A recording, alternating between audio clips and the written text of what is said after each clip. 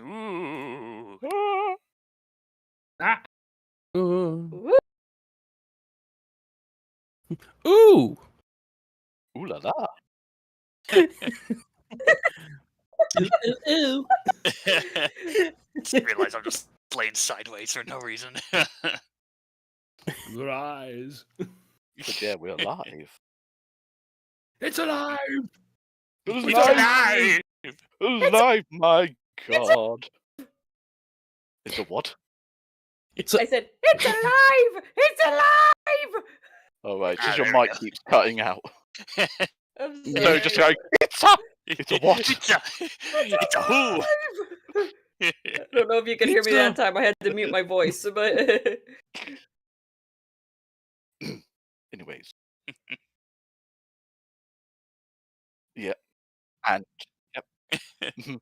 And It kind of yeah, it kind of looks like more like the master now that I think about it.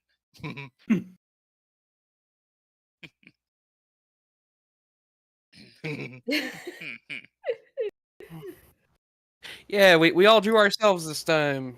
Yay! And obviously, mine is the most rubbish artwork. I based myself Hey. on. Yeah, I based myself on Vincent Van Gogh from Scooby Doo because I've been watching Mystery Inc. and I thought I might use him, and also I've been watching the Monster Madness video on the Roger Corman Poe movies with Vincent Price in them. Ah, nice. Yeah, good old Vincent Price. Oh. Roger, I- apparently the audience can't hear you or something?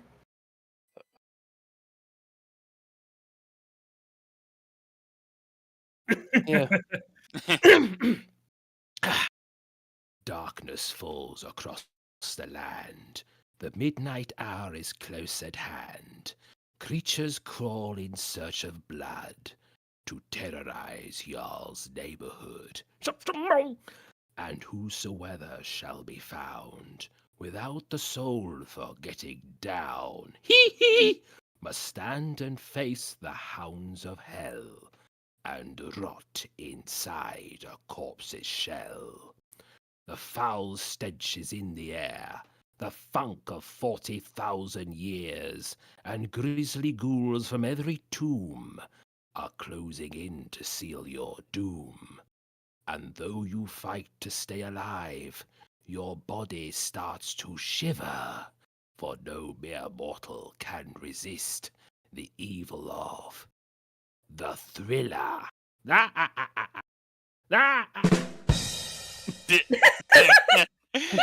You ruined it! I think it was still good. So, so that wasn't a punchline.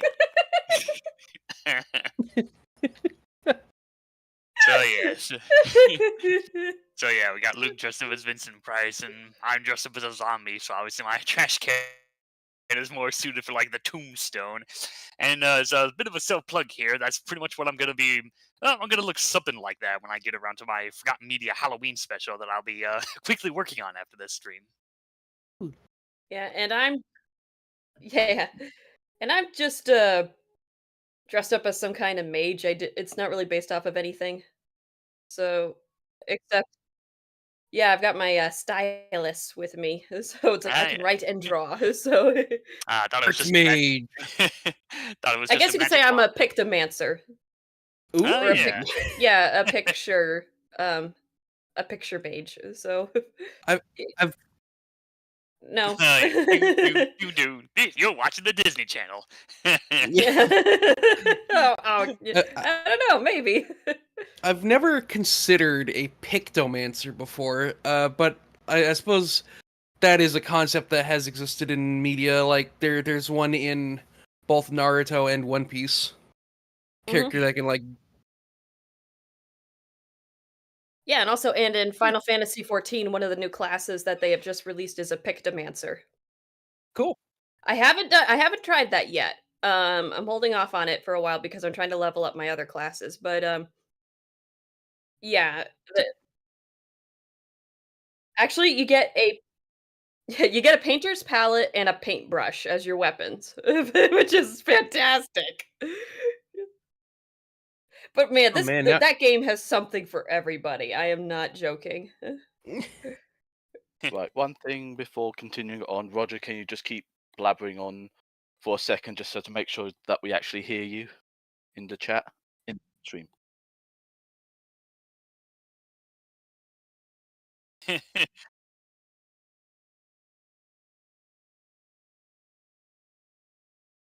nope. I'm taking that as a no. Uh, No. whoops. Alright, yeah, let's move on to Sala with what's he dressed up as. So, I asked a friend, like, I couldn't decide on a costume, so I asked a friend, like, what should my... And she just said a peanut. I'm like, alright, I guess I can work with that. So I just drew myself in the Goofy Goober mascot costume from SpongeBob. Nice. It's funny because like everyone else is in like these like classical Halloween scary or mystical outfits, and I'm just fucking Peanut. Originally, I was planning to be Omni-Man due to how Euan drew me as Shadow in the last picture, but I thought, nah, I'll just go with the Vincent Van Price look. Yeah. Yeah. Look, And you, what's your character? You're looking pretty snazzy there. well, I've got no other choice but to say this. Hey, bitch! There you go. Just referencing the character. I don't Because get that's it what 'cause I don't that's know his the most, like, character. one of his most well-known line of just like saying like "Hey, bitch" to his own daughter. Oh. So But yeah, so oh geez, that is Adam from Has Been Hotel, isn't it? no, it's Lucifer. Oh, okay. Oh, no wonder I don't know what it is. I don't watch Hasbro, so. That's fine. Well, I had a feeling you didn't. Yeah. Yeah. I mean, it was supposed to be originally. It was supposed to just be my character dressed up as Spider-Man with multiple limbs, but I couldn't get it to work, and then obviously when I went to London MCM yesterday, I was seeing all the amount of like Has Been Hotel and Hell of a Boss cosplayers out there, so I thought, you know, I might as well have a go at trying to maybe dress up like one of those characters just for the heck of it. And yeah, basically managed to finish that off yesterday. Nice, yeah. And apparently Roger didn't dress up. He turned himself into a sign. Yeah, he's been kidnapped. Yeah, That's why you paid don't hear $10 me. I'm being kidnapped. There you go. Exactly. I wasn't screwing up. That was all planned. Yeah, that's why the audience can't hear him. It's 'cause Hell he's been yeah. kidnapped. Yeah, and he I got decided the I'd say that out loud since they didn't hear that joke. Oh yeah. And he got the signage run. It says, leave $10 on like the big bridge at midnight when it should have said leave it at the crossroads at midnight. Wait, why? Mm. But yeah. Why not the bridge? Can people hear me? I changed some things. Sylvia says, raise your OBS volume a bit more, then you're all good, Roger. Oh, alright. Raising it. Raising Raise it. the bar. There we go. So, Raise everyone. the roof. Can you hear Roger now? Take that depression. I think I should be saying that. Take that, depression. Okay, yes, they can finally hear you. Alright. Yes, Roger has a voice again. Okay. He's not been kidnapped anymore, meaning his ransom note is useless. Yeah, for some reason, OBS keeps defaulting my microphone away. Yeah. Yeah. It deserves a good spanking. It certainly does. So, does anyone want to talk about Shadow Generations X? Although we're probably going to do it more in depth later. Yeah, I've got Okay. something to say about the game. All right. Yeah, so big surprise. I had to script this one out just so that it doesn't evolve into a 12-hour rant about Big the Cat. Okay, so okay, I got the script up. So here we go. After seeing the release of Super Mario 3D World plus Bowser's Fury, Sega decided to do their own version. Thus, we have Sonic X Shadow Generations. I'm only gonna be talking about the Shadow side of things, since I couldn't be bothered to go through Sonic Generations again and deal with that rubbish final boss again. And no, it's not because of the quote-unquote censorship that the Sonic twats on Twitter have been bitching about. Anyway, before the game was released, Shadow really wasn't in a good position. What was once a cool character with a tragic past and a neutral personality started to get downgraded into some generic edgelord with no past. It started in the Sonic Boom universe, then it got carried over into Sonic Forces and Team Sonic Racing, and the less said about his IDW Sonic counterpart, the better. At least he was good in Sonic Prime, ironically the only memorable thing about that show. So now, after almost 20 years since Shadow's game, the Ultimate Lifeform gets to have the spotlight again in a game that's longer than 3 levels. Huzzah! Taking place during the events of Sonic Generations, we see what Shadow's been doing in Limbo, from being haunted by his past with Black Doom trying to resurrect himself from the dead, to meeting Gerald and Maria from a point in time before Gunn raided the Ark. In a lot of ways, this is just a reintroduction of Shadow's history for newcomers, and doesn't do much to expand all the stuff that we already know about the character. It's best just to look at the story as its own pocket dimension, because if you look at the bigger picture, then you're gonna be left disappointed.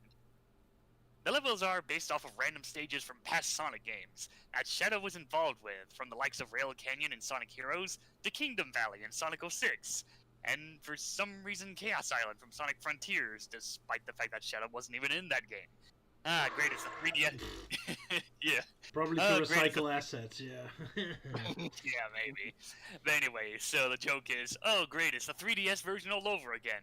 Of course, Pretty much. Shadow isn't doing this alone. Huh? No, go ahead, sorry. Okay. So, of course, Shadow isn't doing this alone, as he's now been equipped with new Doom powers. Basically, they're like the Dark Arms from Archie Sonic, but much cooler. And of course, there's lots of stuff to do in the hub world, with a few NPCs to interact with, even if it just boils down to Team Dark, Gerald and Maria, some forgettable robots, and Aaron Weber's favorite sex toy. Though it does tickle my fancy when it comes to exploring and searching for collectibles to unlock in the gallery, ranging from scattered pages of Gerald's diary to concept art related to Shadow over the years. It even has some Sonic X concept art, which really took me by surprise. Oh, but I really hate Overall, going yeah. after the music notes. Oh, sorry, did I ruin a joke? Yeah. Sorry, go back. No, I wasn't leaning into a joke. But it's like, yeah, they also brought that back too from Generations. Indeed. Okay, so overall, like, yeah, I liked it. I guess, I don't know. Well, I mean, it's the best way I can summarize it without sounding too bitter and pessimistic. I give it a rating of alien contact lenses out of Shadow the Ultimate Medicine. Perfect. And in English? So yeah, that's my quick thoughts on the game. Alrighty. In English, I think that translates to pretty good. Mm-hmm. It'd be well, unless he actually corrects us, like what the proper score is, then I'll just simply assume, like he says, it's God tier and you should play it. Nah, I was just taking a page out of Dr. Wolfula and how he ranks movies. Yeah, as far as I'm concerned, I haven't played it as much as I wanted to, but I don't have any complaints. It's pretty awesome, does nothing wrong. Some bits I wish it was a little better in, especially since I love Sonic Generation, the levels are much more chunkier and more involved. Well, here we go a little bit taking a step back from that. But other than that, it's definitely a huge improvement over Frontiers and cyberspace levels and all that. Hey, you Sala, you beat the game. You're fast. I did. Oh yeah, S ranks on every stage, man. Jeez. Jeez, you're fast. Even went through original Sonic Generations first. Got all S ranks there as well. And yeah, that final boss is still trash. Anyways, yes. As for Shadow Generations, I really enjoyed it. I think this has been the best level design in Sonic since, Sonic Unleashed. And I feel like they're figuring it out. They finally know what they're doing with Sonic level design, because these levels are awesome. They're so much fun once you like get them memorized, which is the whole point. Is once you have a level memorized, you should be able to just blast through it, and it's so fun. And I loved every bit of it. And like, well, I mean, I have minor complaints, but most of them have nothing to do with gameplay. It's things like I don't like Mephilis's new voice. I recently figured out. I recently figured out what my issue with Mephilis's new voice is, because yeah, sadly it's not Dan Green, it's somebody else. And the issue I had with it was that, you know, compared to the original, how Mephilis sounds more like calm, collective, and whatnot, and then you have this new one, which is a bit too aggressive. I'm not sure if it's like I'm not sure if it's in the range of Dumbledore ask calmly kind of situation, but I think it's just more of a case of, the new guy's just trying too hard to sound like Infinite. Yeah, that does feel like the case. Is like because like Mephilis is based on like the idea of like the deceiver, not this like angry creature. Mephilis is this like calculating, like manipulative character Smooth who's like criminal. always talking calmly. And here we've got Robbie Damon's Mephilis take, and he just sounds angry and whiny. And we went from, you know, the world will be purged in flames to I want to exist. Yeah, I've seen some people say like, well, I mean, that's what happened if you're like stuck in limbo and you desperately want to be like become real and whatnot. But I'm like, I don't know. I mean, you know, in the Kingdom Hearts games, when like, you know, Heartless Ansem, when like whenever he wants to come back, he's not always like, oh, I want to be real again. I want to be real again. No, he's, you know, always calm and collective. You know, he knows what he's doing. It's, you know, embrace the darkness, Riku. You know, that kind of spiel. Well, also, wasn't Mephilis's main goal to throw the world into oblivion, essentially limbo? So didn't he get his wish when he was thrown in there? He kind of does. He's just like, oh no, my plan. So why would he want to be so angry about coming back if he got his wish? That's a good point, yeah. I want to be made relevant again. Sonic Forces Speed Battle on the mobile phone devices have given me a new costume. Well, that's too bad. He's just like, man, Oblivion is not as fun as I was expecting. Yeah, King Magnifico and Wish was actually right. Be careful what you wish for. It's like all the more reason that he was right and he did nothing wrong. There you go. Yeah, anyone else? Be desperate. Euan, you have this game? You have any thoughts? I've got the game, but I haven't had a chance to play it because I've been a little busy drawing up the thumbnail and such, so not had much of a chance to play it. But I do have it on the Switch, and of course I did take a photo in the art gallery section about how very small Gerald's journal is. Because I was expecting it to be like the previous art books where they're like, you know, reasonably sized, but this one's like so tiny I'm almost concerned I would need a magnifying glass for it. Yeah, just put it in the That's right, that's tiny. Yeah, that did kind of surprise me with Gerald's journal, because I always thought that was That was what? just like a physical, like deluxe thingamabob thingy, like, oh, it's physical only. But then, as I was playing through the game, it's like, oh no, you actually can unlock the pages in game. You just gotta chase down a bunch of these like turrets that are collecting, like, have these like capsules like flying in the air, and you gotta shoot them down to get the pages.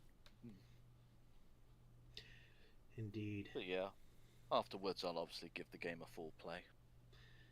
But I ruined it for you. I took away the game from you with my stupid live stream. It's fine. Well, there's still a proper dissected for who knows next time. Yeah. Exactly. Yeah. Yeah, Sala, Speaking of Elise Gerald's me. journal, Yeah, go ahead. speaking of Gerald's journal, though, oh, that was very nice. It expanded upon a lot of Project Shadow lore, confirmed a bunch of things. Unfortunately, it didn't confirm everything that people were hoping it confirmed, like the mural theory about like Super Shadow's design, or Shadow's design being based off of Supersonic. But it did at least confirm like several things, like the artificial chaos were like part of Project Shadow, and we also learned that Gerald has two sons. One is an archaeologist and one is a roboticist. Yeah, Robotnik is an uncle and a dad. Oh my goodness. What a shock. And apparently Maria has a younger sister. Huh. That we never hear from ever again. Yeah. I feel like they're not. I feel like that's a Chekhov's gun. They're not just gonna like introduce the fact that Maria has a baby sister and not expand upon that. I hope so. Could be fun. And who Also- knows? Maybe if like baby sister, then it's like, oh, that would probably bring in some fan theories, like, oh, that's what Sage is based off of, like remnants of her like younger sister or whatever. Well, there's no reason to believe that Maria's younger sister isn't still alive. So Ah, yeah. Although she's probably 60 years old, so yeah, at least. somewhere around there. Yeah, Oh, we're very happy to hear that. 55 or so. Yeah. An interesting note is there's literally a note taped to the front page or the inside of the cover, addressed to Commander Tower, and it's from someone who just signed their name T. Professor Towers, his And- father. No. No. I mean, probably not, because, like, it's very formal. And it seems like it's written to a superior rather than from a superior. So, Sylvia suggested it might be Topaz from Sonic X. Yeah, I imagine that's the common theory. Yeah. There are a lot of references to Sonic X in the game. I mean, a lot of artwork that's unlockable, for one, so... I guess Yeah. it's possible. Yeah, I mean, the only thing I could think of for like another lead, it's like, oh, I don't know, maybe Amanda Towers. That's another Archie Sonic reference, but Possible. Oh, but real quick, I just gotta geek out about something. The Bio Lizard is confirmed to be a salamander. Your favorite animal. Hell yeah! Which makes it annoying that it's called the Bio Lizard because salamanders are not lizards. yeah, Bio Salamander doesn't sound as cool. It doesn't roll off the tongue. Alas. yeah. Yeah, and I did notice that the only time Gerald actually wrote the name Bio Lizard in the journal, he put it in quotation marks to imply that that's what it's been called rather than what he calls it. Yeah, So- and, and of course, the weird thing about the Bio-Lizard is that the way they designed the model in the game, it's like, oh, hey, after all these years, they finally decide to give him teeth. Ah, Oh yeah. Yeah. poor thing. Yeah, they gave him teeth, and yeah, get to fight the Bio-Lizard again. Which, fortunately, it's completely different from the 3DS version, which that was kind of more of a basic recreation of the original. But no, this one is definitely a big remix of the fight.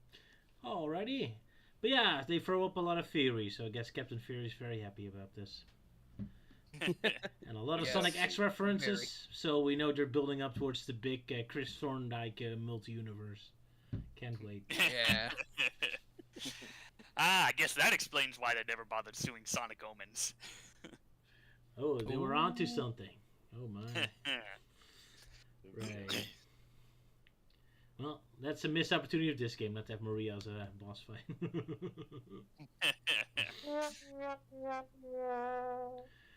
Right, shall we move on? Because I'm sure we're going to talk about it more in depth, but some of us haven't beat the game yet, so I guess we'll have to wait for a longer bit. Although me, Sala, and Elise did work on a bit of a Dissected, which I might play at the end of this stream. Not sure yet. We'll see, The but first for now. impression, Hmm? as you will. Yeah, The first impressions, as you will. sort of, yes. So you could get Yeah. their raw emotions. But first, we're going to be introduced to a brand new cartoon. We're going to talk about a couple new streams. At least brand new for us. Of course, it's very old for the rest of the world. We're gonna move on to Adventures of Sonic the Hedgehog. Quite different from Sonic X and Sonic Underground, because this one is not serious at all, which makes me just a little makes me a little nervous, because it makes it harder to talk about it, I guess.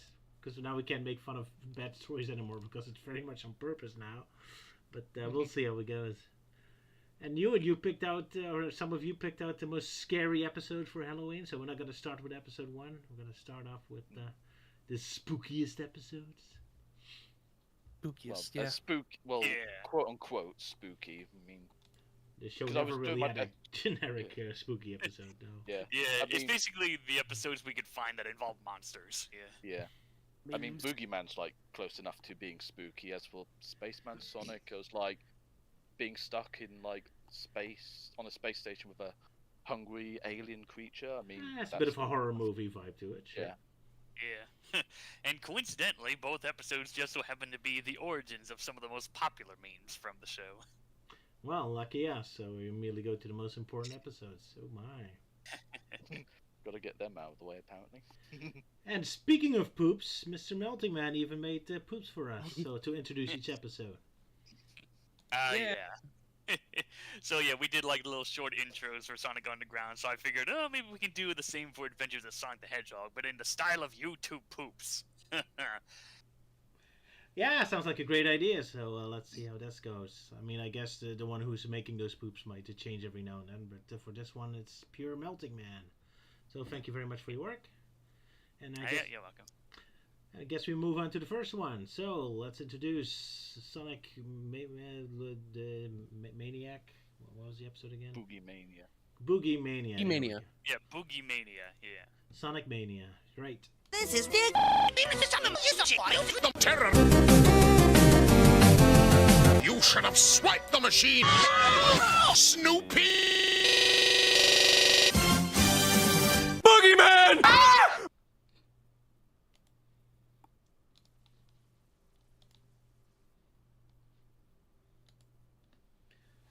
Right, so that was well done, Mr. Euan. I want to say Mr. Poop. Sorry, Melty. Mr. Poop. Melty, just a Melty. I'm Mr. Hanky, the Christmas poo. The Halloween poo today. Yeah. That sounds like a joke that would be in a YouTube poop. Thank you, Mr. Poop.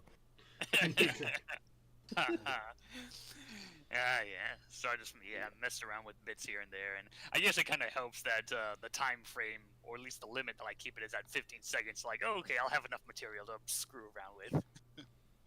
Yeah. But yeah, I imagine like by the end of it all, we'll just put all the little bits together, and we'll probably have something that lasts maybe, I don't know really how long, maybe. Something.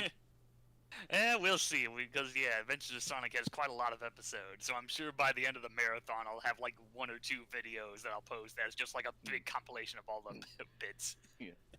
Yeah, I mean, if you do like a minute per episode, it's more than an hour. Jeez. If you do 15, if we keep up 15 seconds per episode, then that'll be 16 minutes and 15 seconds. So pretty sizable, yeah. Yeah, my longest YouTube poops, because so far I've usually done like 9 or 8 minutes long. Indeed. I'm looking forward to having my chance to try these, because I've been wanting to make a YouTube poop. I just haven't found the motivation. All right, well, here's some motivation, I hope. Yeah. For example, can you use that shot from the intro where Sonic smashes into Tails while he's sleeping? The little sadistic bastard. Yeah, put like a bunch of like sound effects, like he's stomping on him. Yeah.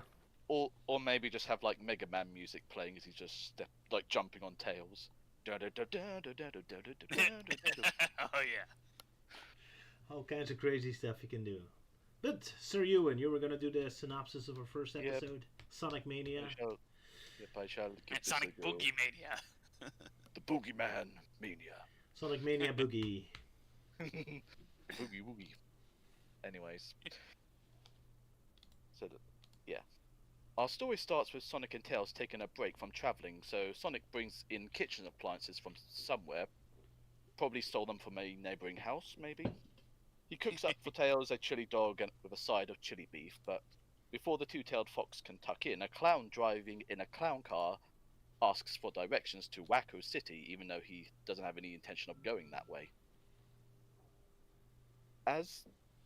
Sorry about that. It's just the fact I just heard a song playing in the background. I'm sorry, that's probably me. I'm staying I'm staying with my a friend while I'm at my job. Okay. In between addresses, and Alright. she's practicing, so. Okay, no sorry. worries. But no worries about that. So anyway, as the clown is messing about fixing his car, Sonic questions what a clown is doing in the middle of nowhere.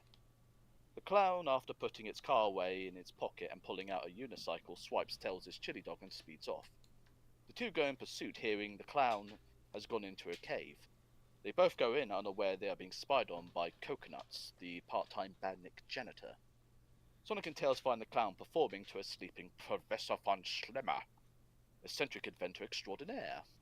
After Sonic wakes up the sleeping professor, asking what's going on, von Schlemmer says that he was enjoying his dream clown. He goes to put the clown away back into his latest invention, the Dreamamajig, that can bring anything from one's dream into the real world, which took him about 15 minutes to create. Meanwhile, at Fortress Robotnik, Coconut reports to the doctor of the professor's new Dreamamajig, which Robotnik believes with that machine he could conquer the planet. Coconut is excited that he might get promoted out of cleaning duties, but Robotnik scolds him for not bringing him the machine and demotes him to cleaning up the dungeons, sending him down via a trapdoor. The door to Robotnik's room. Well, why have I put that down twice though? The door of Robotnik's main room opens up with Scratch and Grounder falling to the ground, as Robotnik utters his most famous phrase of all, which is, Snooping as usual, I see. gotta include the original. He dismisses their excuses and that he has formulated a plan to kidnap the professor and his new invention. Back at Professor von Schlemmer's lab, his Dreamamajig is squeaking pretty loudly and needs special oil that can only be found on the other side of Mobius, but says they can pick up a few cans at the mini-mart not far from the lab. Sonic runs off to get some while the Professor and Tails bring out the Dream Clown to entertain them. Not at first noticing the two new clowns having popped out of nowhere and joins in. These two clowns are Scratch and Grounder, who managed to capture the Professor and his machine while sucking the Dream Clown back into the machine and make a getaway in the clown car, with Tails only just noticing everyone is gone. Over at Fortress Robotnik, the evil doctor tries to tempt the Professor in converting his Dreamamajig into a nightmare machine, even tempting him with diamonds, which he turns down as he doesn't look good with them. Coconut shows to Robotnik he's managed to capture Tails in hopes for promotion. However, Robotnik scolds Coconuts for not capturing Sonic and has the robotic monkey to clean out 5 miles of sewer from the fortress, where once again he sends the monkey down via another trapdoor. Robotnik has Tails thrown in a prison cell and threatens to harm him if the Professor doesn't convert the Dreamamajig into a nightmare machine, which the Professor agrees to. Sonic arrives back to the Professor's lab, but finds everyone gone, but notices some of the bolts and screws are left behind that he recognizes as Scratch and Grounder's, apparently. So he hurries off to Fortress Robotnik. Von Schlemmer finishes the modifications on his Dreamamajig into a nightmare machine, where Robotnik orders Scratch and Grounder to throw the Professor into the cell with Tails. Just as the two bots lock up the cell door, Sonic, wearing a disguise, convinces the two badniks to swap the cell key with 2 shiny new keys. After Sonic gets Tails and the Professor out of the cell, they hear a loud noise upstairs, which the blue hedgehog runs off to investigate. Where upstairs, Robotnik, sleeping with the headgear on, dreams out the boogeyman, which wakes the Doctor up, happy to see the creation he has created. Sonic arrives to put a stop to this, though. Wait. That's the problem when you write this stuff so quickly, you keep forgetting to put, like, commas and full stops.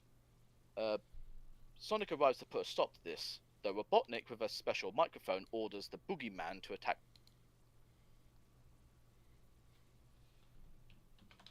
Sonic.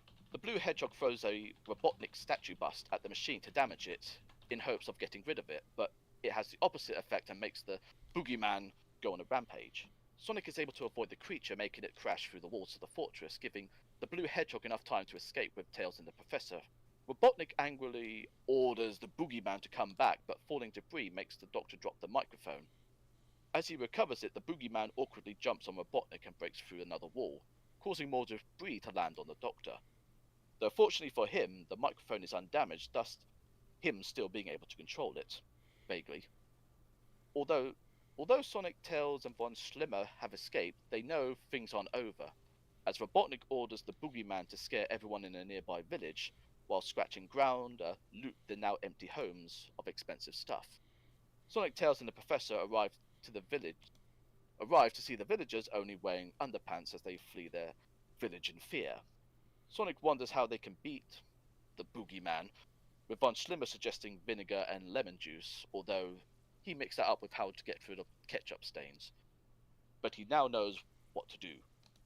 Back at the lab, he finishes building a new machine called the Dreamcadoodle that can transport Sonic and Tails into Dreamsville, or East Mobius, as he hasn't had a chance to test it. He concludes that they must find the Dreammeister, as it's the only one that knows how to defeat the boogeyman. Sonic and Tails jump in, with Coconuts following close behind in hopes of getting them stuck in Dreamsville. However, he gets separated from the two as he lands on a flower bed with 6 legs as it gallops off. Sonic does run through the weird world of Dreamsville, where they eventually find the Dreammeister on a telephone board trying to keep up with all the dreams. Sonic asks for help, though the Dreammeister is too busy until they mention about a boogeyman problem, where she gives Tails a piece of paper with confusing symbols on it, but that's all they are being given from the Dreammeister, as she's running behind by 15,000 dreams.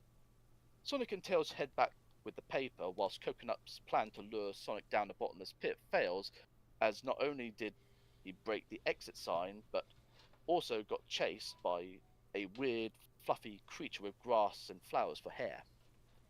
Sonic and Tails arrive back in the real world and gives the professor the piece of paper. Coconut returns from Dreamsville and overhears the professor listing out stuff that basically sums up that in order to defeat the boogeyman, they must create a creature. What the frick have I written down here? They must create a mega boogeyman from eating a lot of junk food, in which Sonic encourages Tails to get eating, as he always ends up with nightmares after eating too much junk food. The professor also perfected the Dreamamajig into a more portable version to help suck the boogeyman back into Robotnik's dream. With the sounds of the more villagers fleeing in fear, Sonic takes the portable Dreamamajig and hopes to trick Robotnik into sleeping. Meanwhile, with Robotnik, whom is happily sitting on all the stuff that was looted from the villages, orders the boogeyman to start making its way to the next village.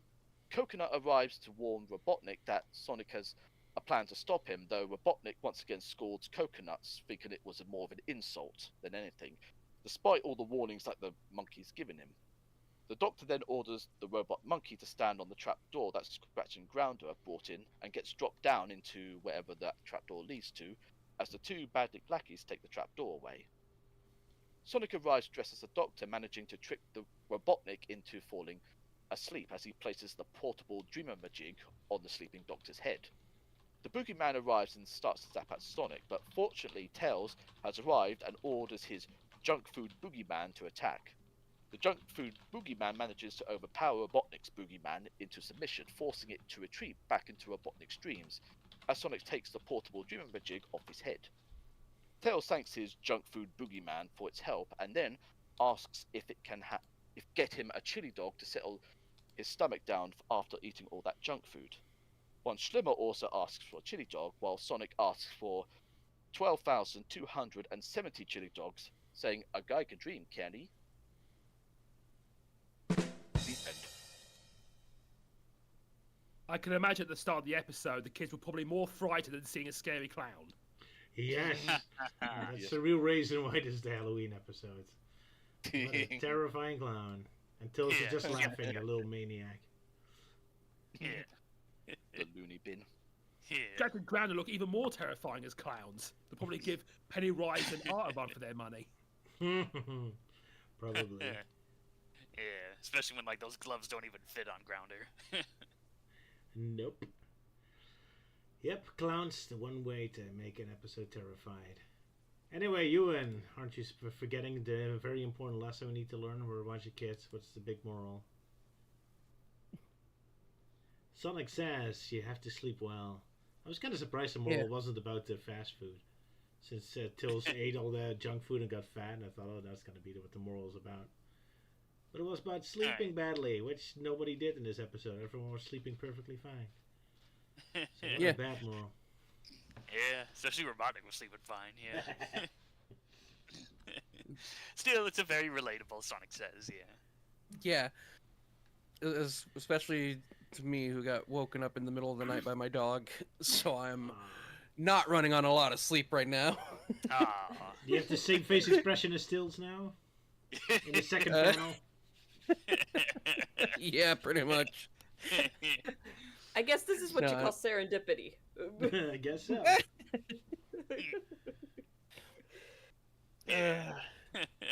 I do like the visual of Sonic and Tills in their sleeping masks watching TV, though. That's kind of cozy and nice.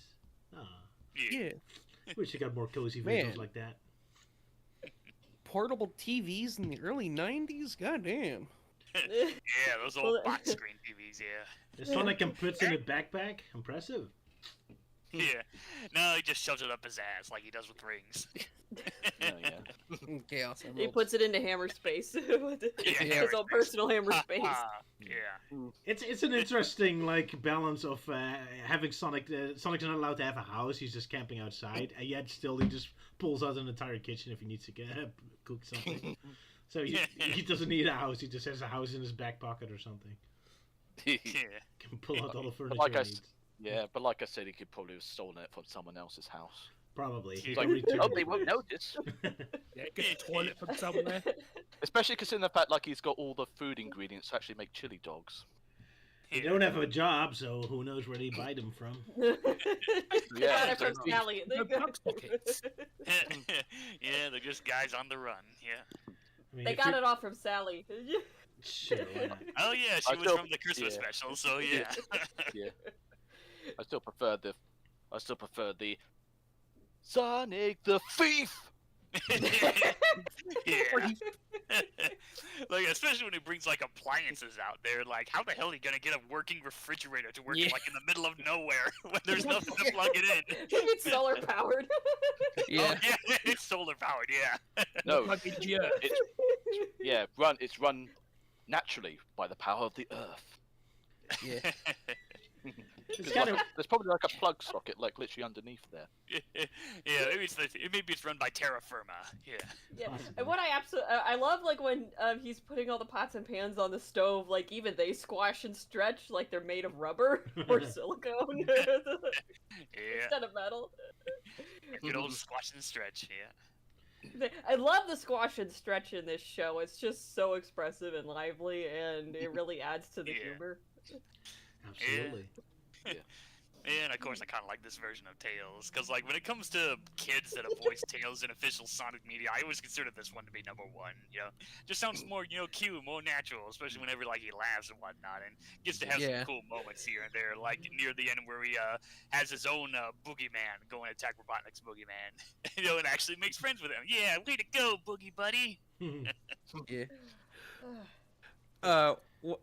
One thing I love about this episode, it's so stupid, is when Sonic and Tails are first going into the cave to meet Professor Von Schlemmer, and Coconut is following right behind them, and he's like sneaking up behind them, and he's like, maybe if I catch some. You like hear his voice echoing and everything. It's like, oh, he's so Yeah. sneaky. Yeah, it's like, there's the hedgehog and the two-tailed fox. I'll sneak on them. No one will ever know. Well, they don't know because they don't hear him, even though Yeah. practically shouting his plan. Yeah. Either that or He's basically, Either that, or basically, like, Tails says, "Did you hear that, Sonic?" And so it's like, "Yeah, sorry, had too many chili dogs." Or maybe So they just, know so he's. just assume, like, coconut's just like hot gas to him. Maybe they know about Coconut, but they just don't care. I mean, they defeat him by completely ignoring him and never doing anything to Yeah. him. Yeah, because Coconuts, despite being part of the S6 squad or whatnot, he doesn't show up that often compared to Scratch and Grounder. I feel Well, I think so he- sorry for Coconut in this episode. He just keeps getting demoted. Yeah. Yep. It's like he's actually trying to do his best. Like, oh, I spied on the dream thingamajig. And Robotnik's like, good, but you should have bring it back to me. And he comes up with all these excuses. And by the end, and then by the end, he's trying to warn Robotnik, and he's like, fuck off, Coconuts, I'm having a good time. I will say though, Dr. Robotnik towards Coconuts, he is a perfect representation of my inner critic. Because I'm like, yeah, I did this in my writing, I managed to do this, and then I will have my inner critic just scream, "You should have done this, you idiot!" It's like he's a perfect representation of my inner critic. And just like right at the end when he has Scratch and Grounder bring out the portable hatch. Oh yeah. That was great. Oh man. So yeah, I guess Robotnik made something that revolves around Gallifreyan logic, Gallifreyan technology. Bigger on the inside. Yeah.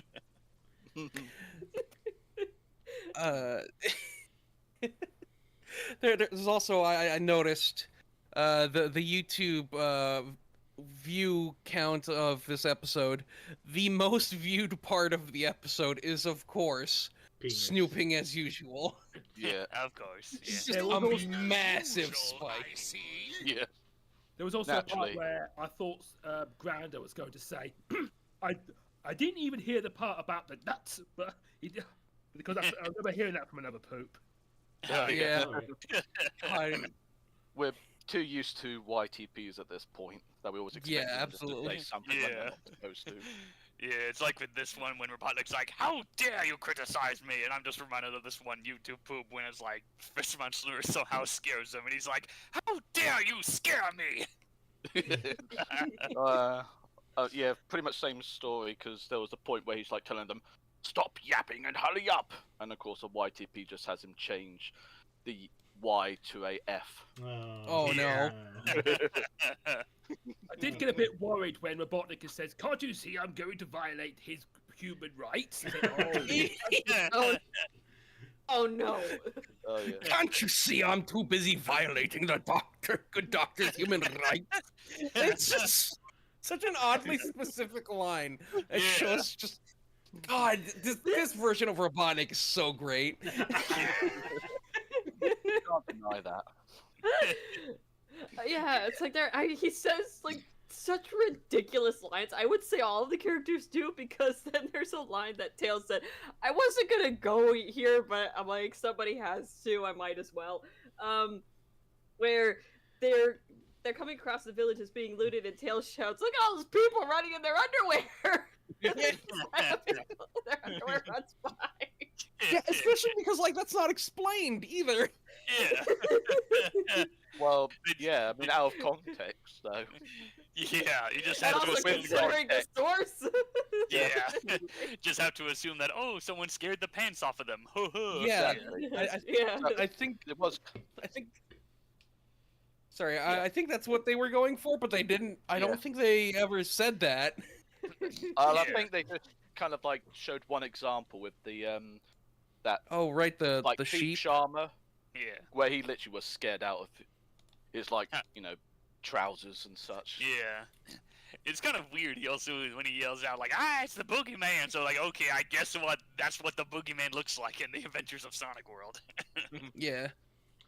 I guess so. And rewatching that scene, the sheep farmer his pants were scared off of him, so I guess I just missed that detail, but it is still funny that it's just like not expanded upon at all. It's just like, people in their underwear. Yeah. It's the I wonder underwear. if Tails and finish. Sonic have kept their cool. They don't have any pants to scare off. Exactly. Well, as far as we know. Well, hey, with it being Halloween, maybe they were all trying to be like the Invisible Man. I've also noticed it's kind of predicted Sonic Dream Team with Robotnik, like control nightmares and Sonic and Tails going into a dream world. Yeah, it does. So. Yeah, it's And quite again, a you get the Dream Meister. It kind of predates REM. Or what's the REM? name? Yeah, REM. Yeah. Oh, right.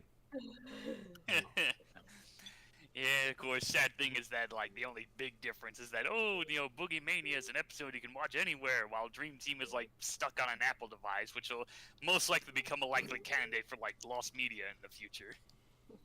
Yeah, shame. I hope someone emulates it or something, because I do want to try it. Uh, Now, Elise yeah, is still the maybe. only one who played it. Well, I played it. Oh, well, there you go. Yeah, Oh, I Dream mentioned Team, that. yeah. I Dream finished, Team, but I 'cause- finished it.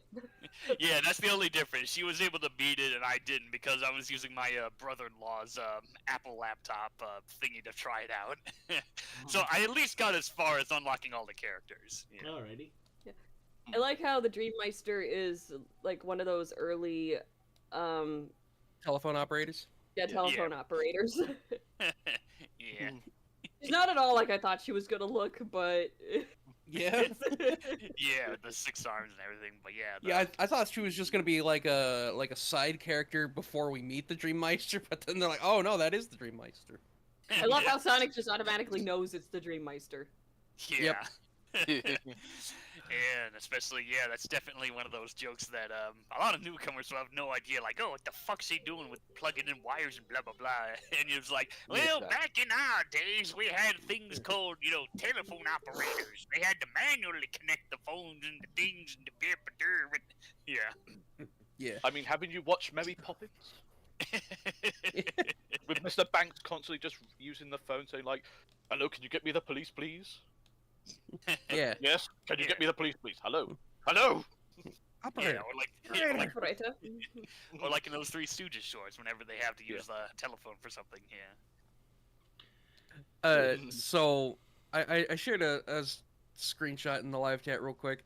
It's something so silly for me for no reason, but like as Scratch and Grounder are kidnapping Professor Von Schlemmer, and they're like disguised as clowns, and they're like playing the part of the clowns.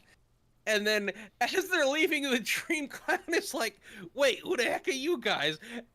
It's just this one shot. The camera just has one shot of Scratch and Grounder just sitting there. And Scratch looks so pissed. And they just suck up the Dream Clown and leave. We're taking over the act now, bitch! Yeah. Whereas Grounder looks absolutely happy. And terrifying. It's such a silly shot. It's only on screen for like a second, but it made me laugh so hard. Yeah. A joke that I absolutely loved was when Robotnik was talking to Slimmer, you think, and he's like yelling at him, "Idiot! Fool!" And then Scratch and Grounder come in. "You call us, sir?" Yeah. That made me laugh very hard. That was a great... That was really funny. Yeah, You the call show- for us? I love Von Schlemmer when Robotnik's trying to bribe him with diamonds, and at first he gives in, but then he retracts his statement. Yeah, like, what am I doing? I look terrible in diamonds. Yeah. Yeah. That's the only reason why, not for any moral reasons, just I look terrible at diamonds. for fashionable reasons. And my Oh, man. one of my favourite shots is when Sonic and Tails first sees Von Schlemmer sitting in his dream machine. But judging by his expression, he's probably thinking of something else other than clowns. And also, what is he got missiles with him as well? Yeah, the random missiles like next to his dreamer magic. I wouldn't be surprised with that maniac. Yeah. Well, he is very attentive. Ron Schlemmer's great. Yeah. And One he's of the still few recurring characters on the show, yeah. It is extremely, enormously, and unbelievably complicated. Took me over 15 minutes to invent. Oh, that was a pretty good impression, yeah. And according to Archie, he's Silver's boss. Of Oh, course. yeah. Partner, yeah. In Archie Sonic's I new know that. timeline. in Silver's future, we do see a version of Professor von Schlemmer who definitely looks a lot more human and it's a little more mature, but he occasionally has that, absent-minded professor quality to him. But yeah, it's quite different from how he is in the show, where he's just completely loony. They're a match made in heaven, both so optimistic and happy. I thought. Also, one's got the brains and one's got the power to Do something about it. Yeah. Well, they both technically have brains, but they utilize them differently. Silver's able to use it to manipulate reality around him, and von Schlemmer is able to use it for scientific purposes. To also manipulate reality around him. Yeah. No. Silver used his mind to manipulate reality, and von Schlemmer uses reality to manipulate his mind. I still love it in that Silver arc when the Time Eater is taking over, and then Schlemmer's like, "What do we have that can stop that thing?" And then Silver shrinks the time portal and says, "You got me." And I'm like, it's like, that's my boy!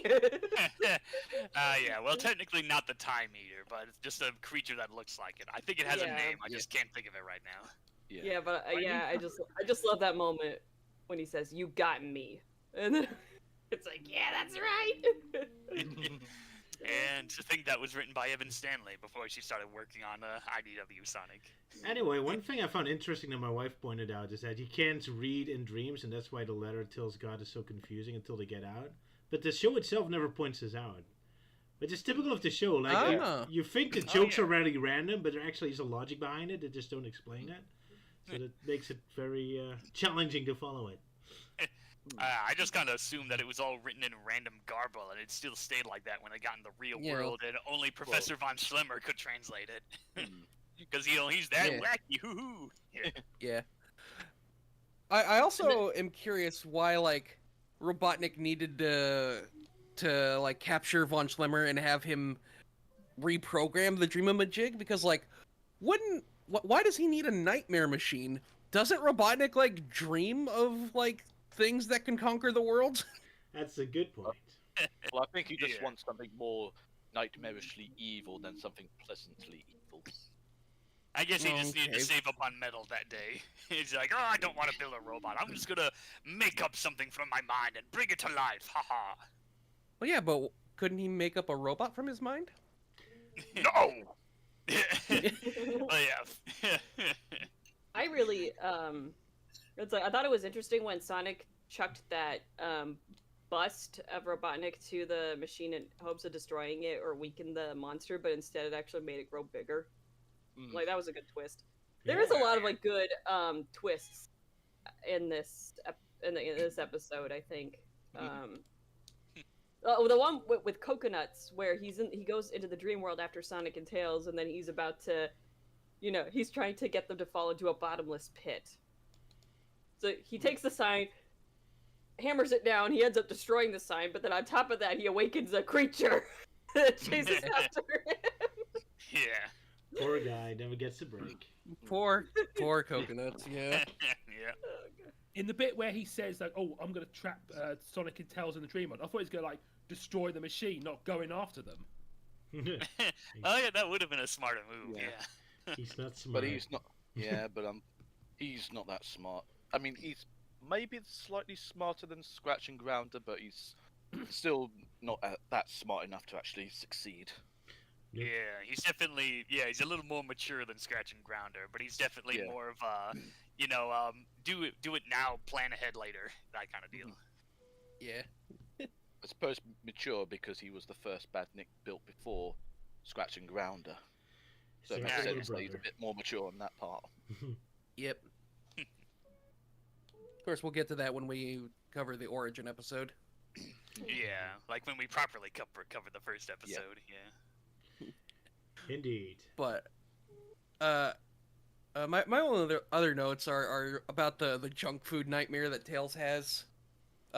First off, I love that, Sonic brings out all of these, a giant stack of junk food, and Tails just looks right at the camera and says, "Oh boy, what an appetizer!" Yeah. I love that some of them look as big as a whole painter's bucket or something. Yeah.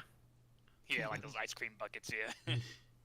That's some huge stuff. But indeed, And- it's an appetizer. Oh, And then the monster itself has like ketchup and mustard hands, but they both shoot ketchup. So or the Or ketchup and one's blood, who mustard. knows?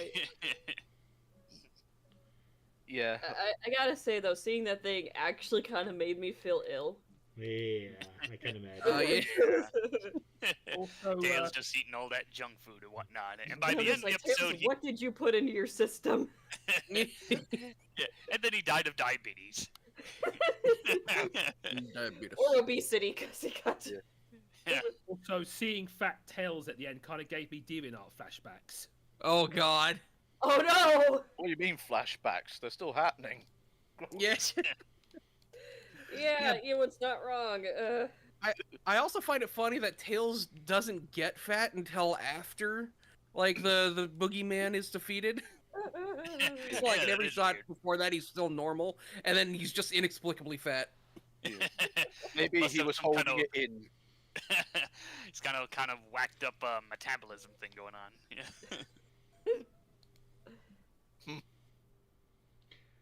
Oh, Yeah. wacky. And of course, Tails almost lost his legs at that point because you could barely see them.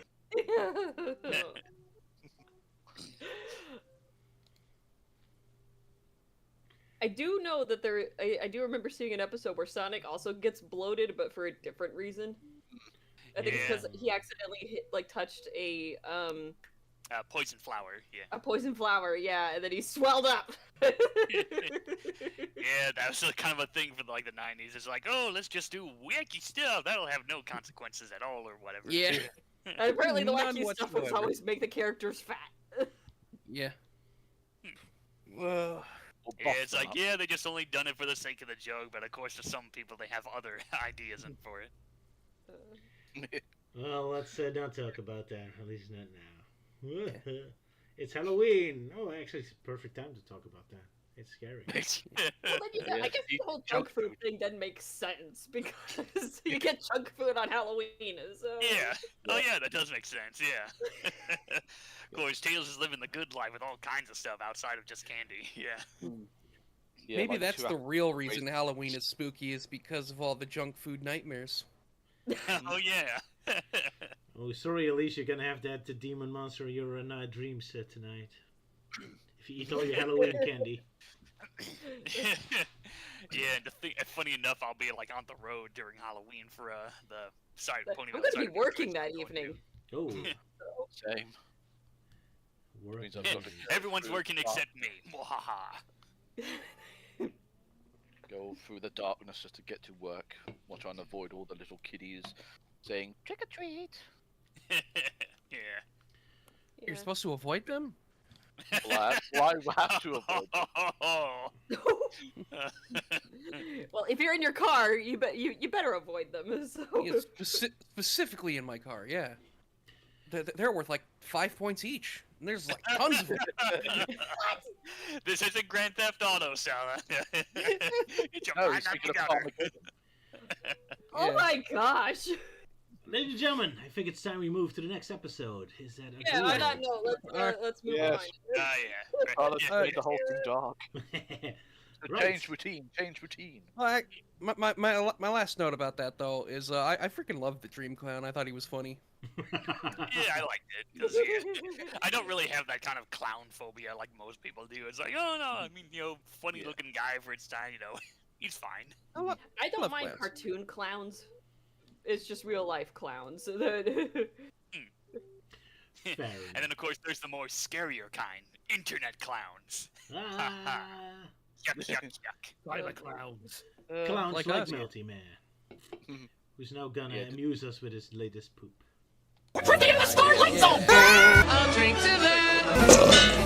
I walk off quickly just to get my dinner, but did we make any mention about the Sonic Says segment? Yes, we did. Yeah. Okay, well, I'll just simply say, like, Sonic should have been more assertive in making Tails go to sleep as opposed to just let him stay up late to watch a show. If, like, they were supposed to get up early for a hike to begin with, because if sleep was Yeah. that important, then, then he should have, like, hammered it in more. So, overall, I'm just going to give, like, the Sonic Says segments a 3 late night shows out of 5. Well, here's the thing: is like Sonic still lets Tails go to sleep. Like he doesn't force him out of bed, so True. he's but then just again, he's saying then again- like your consequences, you don't get to go hiking. And Till But says, still, he "Yeah, could've I get gone- to sit in bed all day watching TV. Awesome, much better than hiking." So remember, kids, stay up late. You get to skip school the next day. Alright, you a fountain of knowledge, Roger. Yeah. Oh my gosh! That's amazing. Anyway, But yeah, I'll give. But yeah, like I said, I'll give the Sonic Says a 3 late night shows out of 5. Oh, not too shabby. Informative Alright. enough. Informative enough, but like you and know, now we could've can been better. now we can play Melty's YouTube poop without you interrupting. Hopefully. well, Everything in the Starlight Zone! Hey! The power switch is the power switch. Why am I being my courtyard?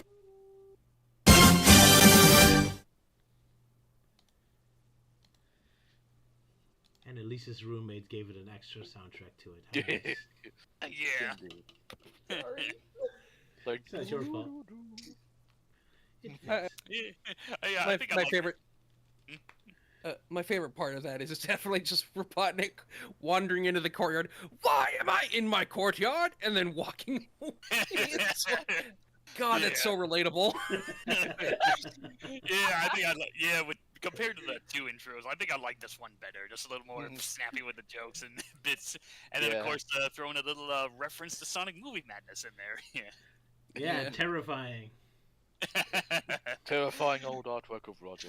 Yeah. Indeed. And then of course the important message of that the power switch is the power switch. Yes. That's the most important part. So, Sala, your turn to synopsize. Yes. All right. So our episode begins with Robotnik traveling in his egomatic hovercraft, with Scratch and Grounder riding in sidecars while blindfolded. Robotnik explains that his newest plan must remain a secret, but will allow him to finally conquer Mobius. Unfortunately, Grounder takes a celebratory shot of oil and tosses away the can, which happens to land right next to Tails. Tails decides to chase after Robotnik himself while leaving Sonic to sleep. Robotnik stops at a seemingly random cliff and then breaks through it to discover a hidden base, which is now no longer hidden because of the giant hole he carved in the cliff. Inside the base is Cape Robotnik with a launch platform for a rocket, which Robotnik announces that Scratch and Grounder will be piloting. Robotnik has discovered a load of destructicite crystals in the Mobius asteroid belt, which is different from the Earth asteroid belt, which is definitely what we Earthlings call it. He orders Scratch and Grounder to gather 2 tons of crystals, all the while Tails listens in through the wall, trailing along the elevator from the outside by following the completely unnecessary red lights. Tails decides now is a good time to wake up Sonic and rushes back to him. Sonic, tapping into his inner Boom Sonic, and decides that he's not that concerned and goes back to his nap. At the last possible second, Tails manages to convince Sonic to save the world, and Sonic and Tails sneak aboard the rocket ship as it takes off. Robotnik has to leave, but leaves Scratch and Grounder with very simple instructions, which they naturally fuck up immediately and to an irreversible degree, and begin drifting into the real best stage from Sonic 1, the Starlight Zone. Scratch and Grounder decide to look on the bright side and realize that if they can never go back to Mobius, then Robotnik can't fire them. And since robots don't need oxygen, they're all perfectly fine. They'll be perfectly fine when the ship runs out in a couple of hours. So why does the ship have oxygen at all? And why are Scratch and Grounder wearing spacesuits in the first place? Sonic points out, and Sonic points out, and Sorry, continue. Sonic points out an abandoned space station nearby and gives us some exposition about Robotnik stealing the funds for it. As Scratch and Grounder are enjoying their new carefree lives, Sonic arrives disguised as a hypo officer and demands to see their driver's license. Then convinces them to write, "I will not park in a no parking zone" 10,000 times. Sonic and Tails are having trouble fixing the rocket ship's power switch, but Tails gives Sonic an idea. Sonic decides to do the centrifugation challenge from Sonic Boom Rogerified 2 by strapping magnets to his boots and running around the outside, which somehow propels the rocket ship towards the space station. After 2 surprisingly good robot puns, Scratch finally realizes that the Blue Hedgehog Hypo Officer was probably Sonic, and immediately figures out that he must be on the space station now, which seems like common sense, but honestly that's pretty impressive for this show. In their escape attempt, they accidentally send the rocket drifting away, but Scratch is unconcerned and declares that they need to make Sonic pay for all of this, even though Sonic had nothing to do with their situation, and they both had decided they were fine with it anyway. Yeah. Scratch and Grounder chase Sonic and Tails through the space station, with the heroes opening several doors to find funny gags behind all of them. They stumble upon a purple space monster who is both sick and very hungry. But first, we must cut to commercial. As Sonic and Tails flee from the monster, they bump into Scratch and Grounder, who continue to take chase. Sonic and Tails jump through a porthole that Grounder is too big to fit through and escape, only to be found by the slime monster again, and then bump into Scratch and Grounder again. Scratch and Grounder and the monster decide to team up, but Sonic and Tails easily escape and find an escape pod, but are unable to use it as the robots and monster quickly catch up to them, causing the duo to have to flee yet again. The monster threatens Scratch and Grounder in much the same way Robotnik does, and then disappears down a drain that definitely was not there a second ago. Suddenly, Scratch and Grounder get a call from Dr. Robotnik, angrily demanding an explanation on why his beautiful precious rocket ship is drifting off into deep space. The Dumbbots explain that everything is Sonic's fault, but Scratch quickly declares they have the situation under control as they have access to the only escape pod. Robotnik gets an idea and tells Grounder to activate Model 741 on his left arm, which turns out to give Robotnik remote control of Grounder's body, which he uses to destroy the escape pod. Honestly, I was thinking he should have just ordered them to use the escape pod themselves, but this is still pretty smart on Robotnik's end. He then chews out Scratch and Grounder for not only losing his rocket and letting Sonic foil his plans, but for also running up his long-distance phone bill. He then uses Grounder's laser to destroy Scratch and then Grounder himself. Sonic and Tails come across the wreckage and begin trying to repair the escape pod, using Scratch and Grounder as spare parts. Scratch is initially opposed to the idea, but Sonic informs them that they're in the same boat, and that he and Grounder are the boat. Sonic and Tails finish fixing the escape pod, and all that's left is to find a way to power it. So they get the slime monster attached to the back and use his sneezes as a means of propulsion. As they land in Robotnik's courtyard, Sonic reveals that he promised the slime monster could eat Robotnik, and our episode ends with Robotnik breathlessly spouting out his catchphrase as he runs for his life. Indeed. Applause. Hey. And then a boring Sonic says about medicine or something. Yeah, taking care of yourself when you have a cold. Yep. Yep. You know, Especially in this time of year with the fall weather. Yeah. Because basically in the UK, when this first aired, they removed all the Sonic Says segments. Okay. Imagine the amount of kids that would have learnt the important lesson of covering their mouths when they're sick and sneezing on everything. Yeah, that's pretty dumb. I mean, I know there's some like Sonic Says segments that might be a bit questionable nowadays, but like most of them are like general common sense stuff. So let's like removing all of them. Come on. I mean, First learned about the That's No Good one from YourTheManNowDog.com when it was a meme on there. Oh yeah. Yeah. Because obviously back, like I said, like for whatever reason they in the UK they removed all the Sonic Says segments, so the episode would just end and then just cut straight to the credits. And I wasn't fully aware of that until obviously later on with YouTube Poops. I'm like, what Sonic episode is that from? I've never seen that one before. Why is he saying like, that's no good? But yeah, You missed the best part. yeah, but yeah. As for the segment, it's informative, though I would say it's lacking that much in a silly enough sense of humor for us to poke fun at. So I'll basically give it 3 sneezing slimies out of 5. Alrighty. Acceptable enough. So, yeah. Luke, what do you thought of this episode and Muscular Tails? Yeah, the bit in Muscular Tails. It makes me think of that one bit from Archie where Tails got buff. Oh yeah, Titan Tails. Oh, yeah. Titan Tails. The most favorite super form. There was also a bit of an innuendo at the beginning where Robotnik says, "Big, it's monstrous." Oh yeah, especially when they're blindfolded. Like, oh my. dear. He's really gonna show off his penis now. And also, is that how Grounder drinks his oil through his head? Yeah, I guess so. Yeah. I guess that's one of the ways, yeah. Well, It's, I think he's so too, random. yeah. I think he's too dumb to actually use his mouth. But then he belches through his mouth instead of the thing in his head. Yeah. That would have been funny if he belches and that thing just does that trumpet thing where it expands and then shrinks. Yeah, that would have been funnier. I guess the joke is that he's like kind of like a car, so you have to open up the hood and get a yeah. funnel in order to put oil in it. But like, I think it's just goofy. Yeah. I mean, the whole show's goofy, so of course. Hey, I also just noticed the writers is like two people with the same last name. I wonder if it's two family members writing it together. That's kind of wholesome. Bruce and Reed Oh, yeah. Shelley. Yeah. Bruce and Reed, yeah. Two brothers writing one episode. I don't know, maybe. Maybe they're girls, who knows?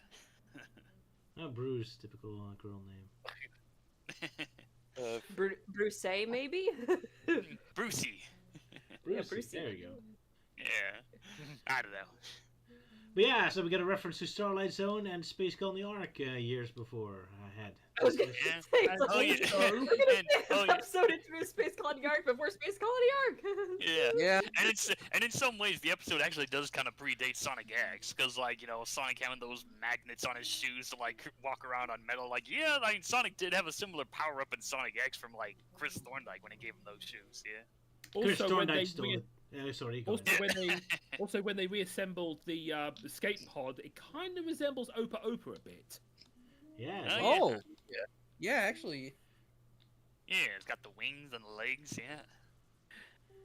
Happy accident think- or laboured homage? I think it's a coincidence because this show never really Yeah, does Sega probably. references. Yeah, No, and man. I think during that time, I don't think like Phantasy Star was even released in the U.S. No, Opa Opa isn't from Family Star. Was got close to that, but it doesn't matter. Anyway, yeah. yeah. But I did like the moment of Sonic like running alongside the outside of the rocket ship to spin it, cause like it's so uncannily similar to one of Roger's cartoons. I swear I didn't steal it. Oh my gosh, it is! Yeah. Roger stole it. I Yeah. Care to explain yourself, Roger? Yeah, I'm a thief. No, I mean, You heard it straight from the horse's yeah. mouth. You're a plagiarist! Oh no! Yeah. No, I just think it's a really funny coincidence. Yeah. Oh, yeah. It's just a typical thing to do with Sonic, of course. Running is. I mean, Yeah. even the game's Yeah, like- used as a mechanic sometimes. Yeah, that's true. So it can't really be plagiarism if other sources have used it as well. Fair enough. Yeah, because it's an idea, but it's not like copyrighted or anything. Yeah. Yeah. Anyway, was I the only one when the first gag with the skeleton in the door? I thought it was actually like a horror movie. It's like, oh, all the people in the space station are dead. Like I thought it was like a plot point. It's like, oh, this show suddenly gets Yeah. dark. Like all these people in the station Yeah. actually dead now. Yeah, Great! I know there are dead people on here. yeah, the spaceship was abandoned, but they forgot one person. Oh my Yeah, gosh! So actually, seeing that skeleton gave me flashbacks because something similar happened to me when I was a kid. I'm not joking. We have this museum in my town, and it's local. And when I was about 4 or 5 years old, we went there, and we were exploring. We got to the jail exhibit, and there's a door in the back, or there was a door in the back that had this like picture of some random guy, and my eldest sister, being the brave and daring one that she was, she went back there. Of course, she opened it up. I didn't think she was expecting to find what she found in there. It was, I kid you not, it was a full skeleton, Ooh. and it wasn't fake. It was real. So I took one look at that thing, screamed, and I raced back to the entrance. Like an actual skeleton not from a biology class or something? No, it was a full skeleton. And Wow. And I'm just like, it scared the living daylights out of me because I didn't expect to see that. All three of us screamed, of course, but I was the only one who turned around and hightailed it out of there. I hope the skeleton more was than- clean and not still filled with gunk. Ugh. I mean, it was. I still remember it to this day. I mean, I did. It was just the remains, or the skeletal remains, but man, I mean.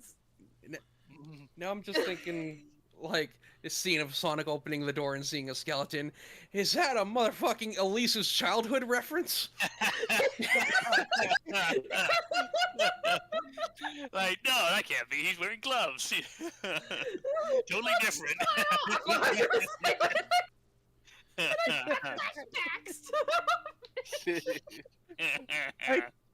I can't get over this casual pose that the skeleton is in as well.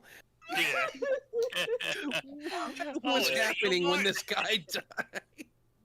Like, what? I've got to wait the encore on hold? Okay then. Yeah.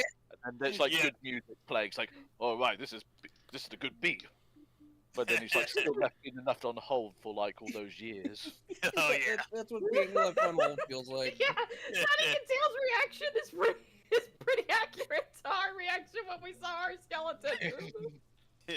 Yeah, because I'm imagining like you with the tails. Be like, ah! Yeah.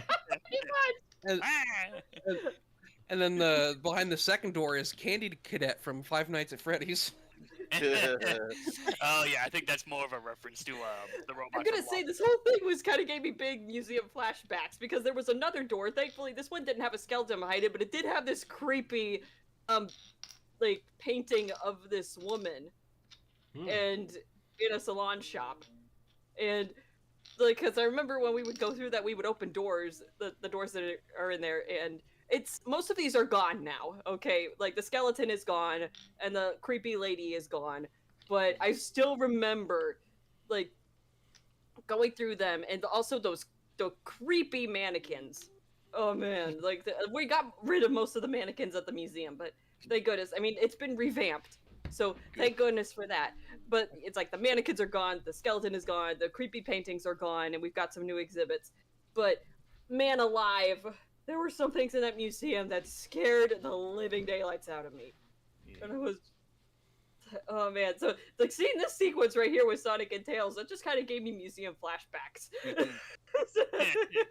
And I suppose you quietly wish like it all stayed the same, so other little kids would be terrified. Like, No, then you no, share no, in no, their no, fear. no. It's like I would not want them to go through the same terror that I went through. What a shame.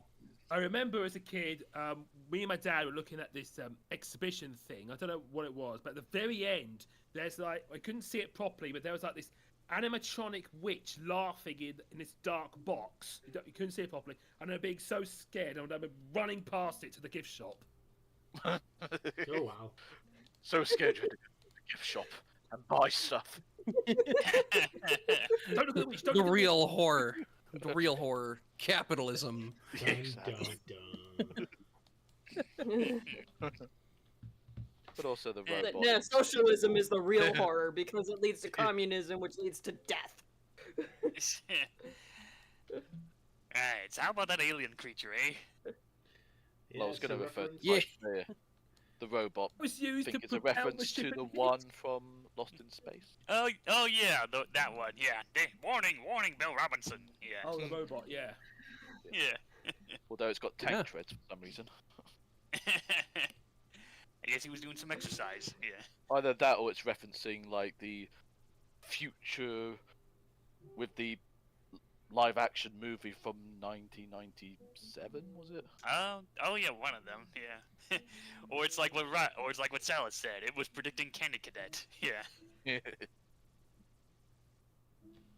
The weird shots that I absolutely loved was where the big alien monster was like, looks like it's squashing Sonic and Tails, and then when Sonic is trying to like stop the alien sneeze, you can see Sonic with a really freaky long arm.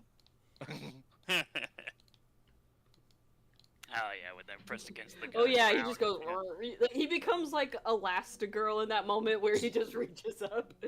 Yeah, or Mr. Fantastic. Yeah. Or Long Yeah. Dennis. Gotta love it when a drawing style is so flexible and easy for the animators like me. I will say that, like, I gotta say though that this animation kind of reminds me of your parodies, Roger. I can't imagine. Oh, there Like, this is so perfect. It's so perfect. are a lot of elements that I kind of wondering if this show taught me that, especially like the chase music. Like this has this super intense chase music, which I think kind of inspired me to always use very intense music. Man, I love that shot. I love that moment of scratching down where you have this very intense chase music. You see this epic shot of them running from their rocket to the space colony. So it's like this super intense moment, even though the whole scene is nothing but them just bumbling around and being idiots. Like I love that the show can be equally like epic and completely stupid at the same time. That's wonderful. One of my favorite moments is when Sonic and Tails are running away from the slime monster or slime alien. They bump into Scratch and Grounder, and there's just this going and then Scratch and Grounder just jump on him. Yeah. Yeah, they actually do manage to beat up Sonic for once. That was impressive. Yeah. A great bit where like Tails is like trying to beat up Sonic to get him to awake. He was like, "It's my turn now, Sonic."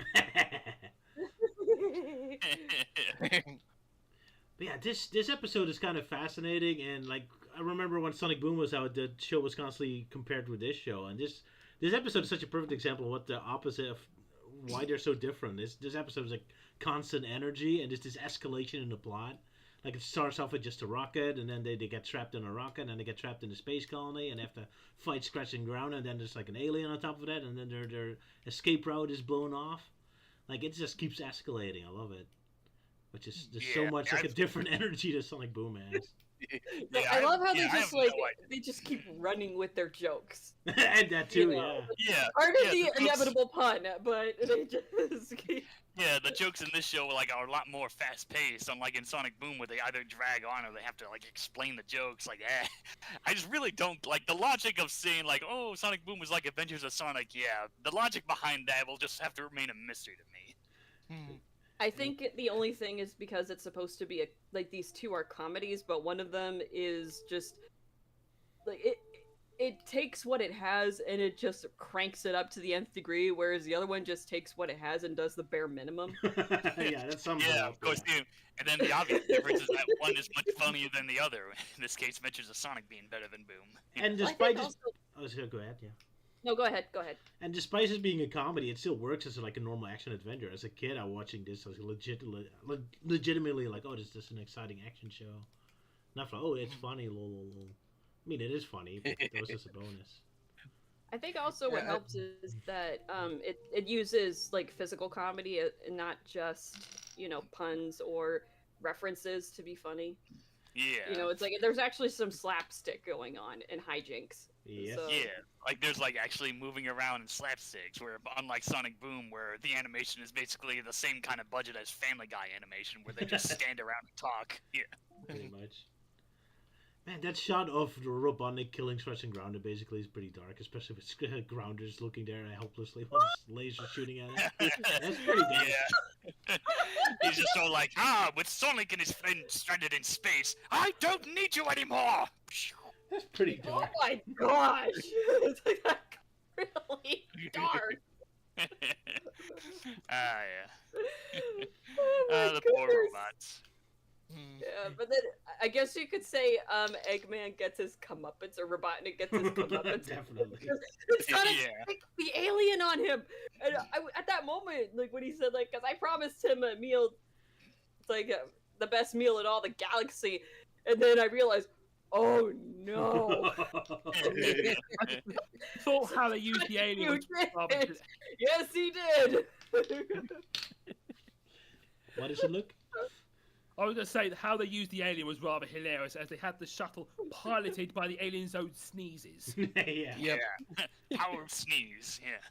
And then uses a parachute. That's pretty creative, yeah.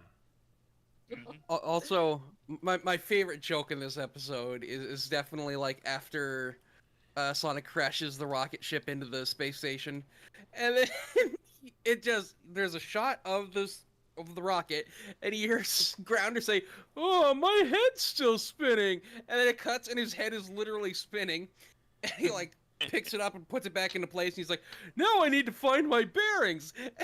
And Jack's like, "Here you go," and just brings him some ball bearings. Good old literal humor. Yeah. Real dad jokes. It reminds me. It's like a perfect recreation of that one joke from SpongeBob, where he's just like, where SpongeBob's like, "What's that?" "It's a letter," and it's just the letter like E or something. And on the back there's a note, and on the back is a musical note. "Also, I got this message." Yeah, that was great. Yeah. That kind of joke is so literal humor is great. Yeah. Oh yes. Ultimate dad I humor. Yeah, I go love on. the joke when they were arguing about how many R's there are in Park. It's free, you idiot! And when you freeze frame on the piece of paper, you can actually see 3 R's. Yeah, Yeah. great continuity. They care about Yeah. the jokes. Yeah, fun little detail though. Although it's kind of funny, like the word park is spelled with 3 R's, yet parking is spelled with 1 R. Yep. Oh, that's not the word they were doubting, I guess. Kind of makes sense. Yeah, They write too many R's. I mean, they hang out with Robotnik while they talk to like. Yeah. So I guess that's Yeah, why they he's all- confuse so many R's. Here we go. Yeah, he's always That's rolling why- his R's. Yeah. Park. Yeah. That does explain it. Grounder thinks there's 3 R's because he's only ever heard Robotnik say it. Yeah. I need to park my egomatic hovercraft. There you go. I need to park my. Sorry. I need to park. I can't do it. I can roll my R's, but for some reason I can't do it right now. It's easier to do at the beginning of a syllable than at the end of a syllable. Yeah. Have a craft. There we go. Hovercraft. Have a craft. Have a craft. Craft. Yeah, my precious rocket. Why is my beautiful head floating off in the deep space? That's a classic. Yeah. You know, meme. I have seen the why image used a lot, but I haven't seen the other one where he like presses his nose against the screen after saying phone bill. Oh yeah, I guess Robotnik just yelling out "Why" constantly is more memorable than the whole running up my own distance bill. Exactly. Why? Yeah. God. It's been so long since I've actually watched this show, but God, this version of Robotnik is so underappreciated, which is saying a lot because like he's plenty appreciated. Yeah, it's more like in the comedy side, but yeah. This is the character a lot of people think of when they hear the name Robotnik. Yep. And he's so great. He's so I also funny. love his little theme that he has going on whenever he's. Oh on yeah, screen. The music's so memorable, yeah. I kind of wonder if Dean Bristow was chosen because he kind of resembles this kind of Robotnik, just a more serious version. Dean Bristow from Sonic Adventure. Maybe, I don't know.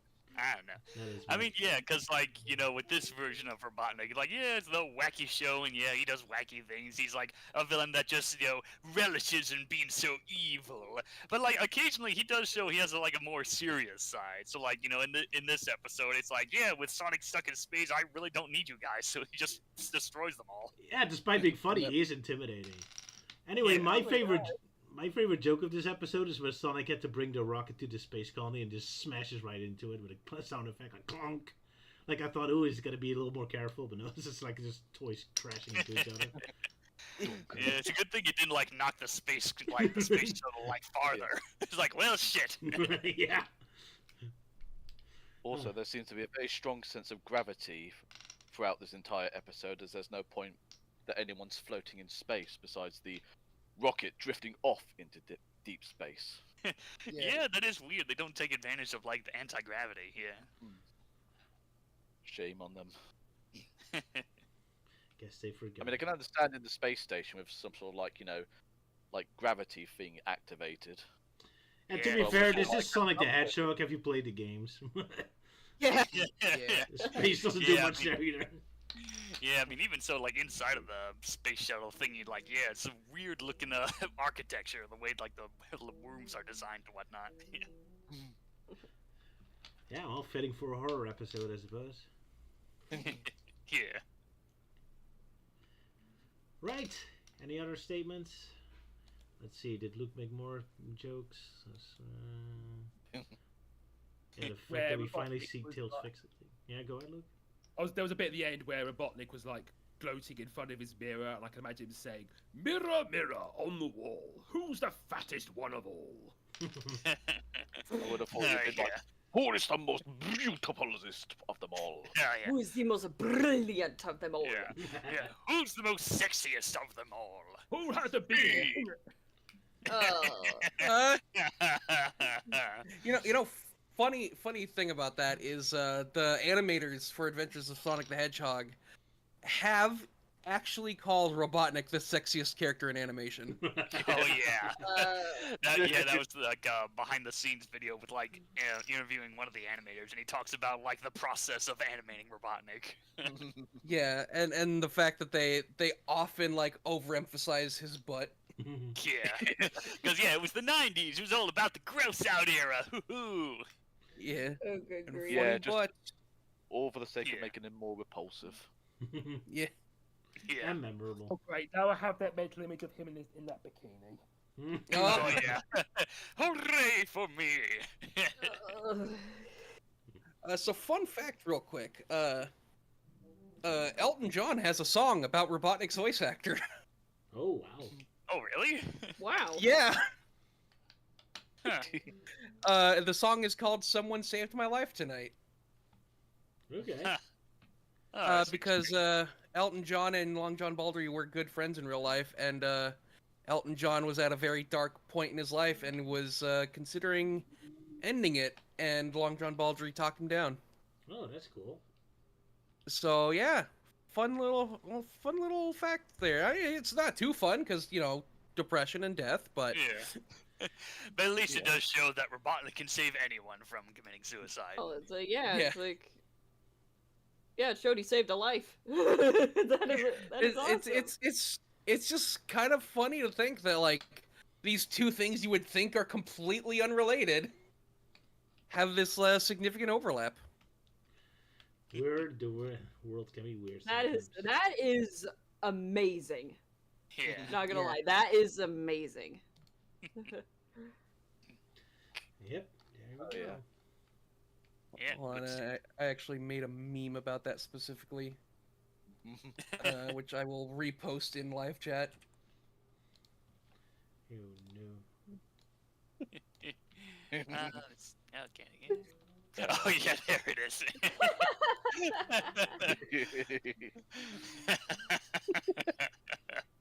Oh, that's great. I'm putting it on screen soon. Moment. Yeah. Oh yeah, also one of the Oh yeah, some Sort of model concepts. sheets. yeah, physically speaking, he's handsome. Yeah. Yeah, he's got those buns. Yeah. My eyes hate me for seeing this. Understandable. Hands. Although I do like that the walks he's given. Yeah, those goofy walks here. But I do like the one on the right where he looks like he's about ready to strangle someone. Oh yeah. Yeah, you dim bots. Yeah. Me on the way to the store. I Sorry, like these bottom little bitch. design. I like these little design notes about like when he's happy, his belly is forward, but when he's angry, it's back. That's things I as a terrible artist don't take into consideration. Same here. Oh yeah. Nice little attention to detail and giving him, character, body language. Oh, I love this this word phrase here. It's like, when drawing him, keep that fat adult you hated when you were a child in mind. Or you Yeah, so basically your next door neighbor. It's like, you damn kids, get off my lawn. Or your least favorite politician. Yeah. Oh yeah.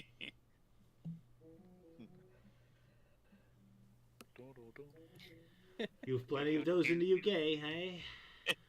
And how fitting that there's a saxophone music going on while showing off Robotnik. Bill Clinton. That's Bill Clinton right there. I'm sorry. That's funny for me. It's indeed the most sexiest man on Mobius. Oh no. Yeah. Oh no! Yeah, move Oh, aside, no, Bruce. no. He's the true owner of the sax theme. Oh no! Someone make a remix of the Robotnik theme, but then with the jazz music with the saxophone. Oh yeah. Romantic version. Why not? Oh no! Oh Oh my. Elise is not amused. I assume. Elise is not amused.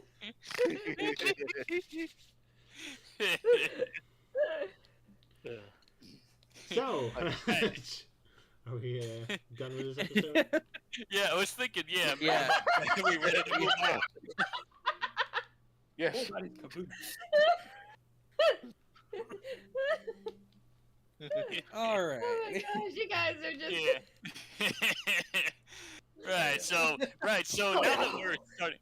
Now that we're starting off with the Adventures of Sonic, we are continuing on with our Sonic X comic marathon.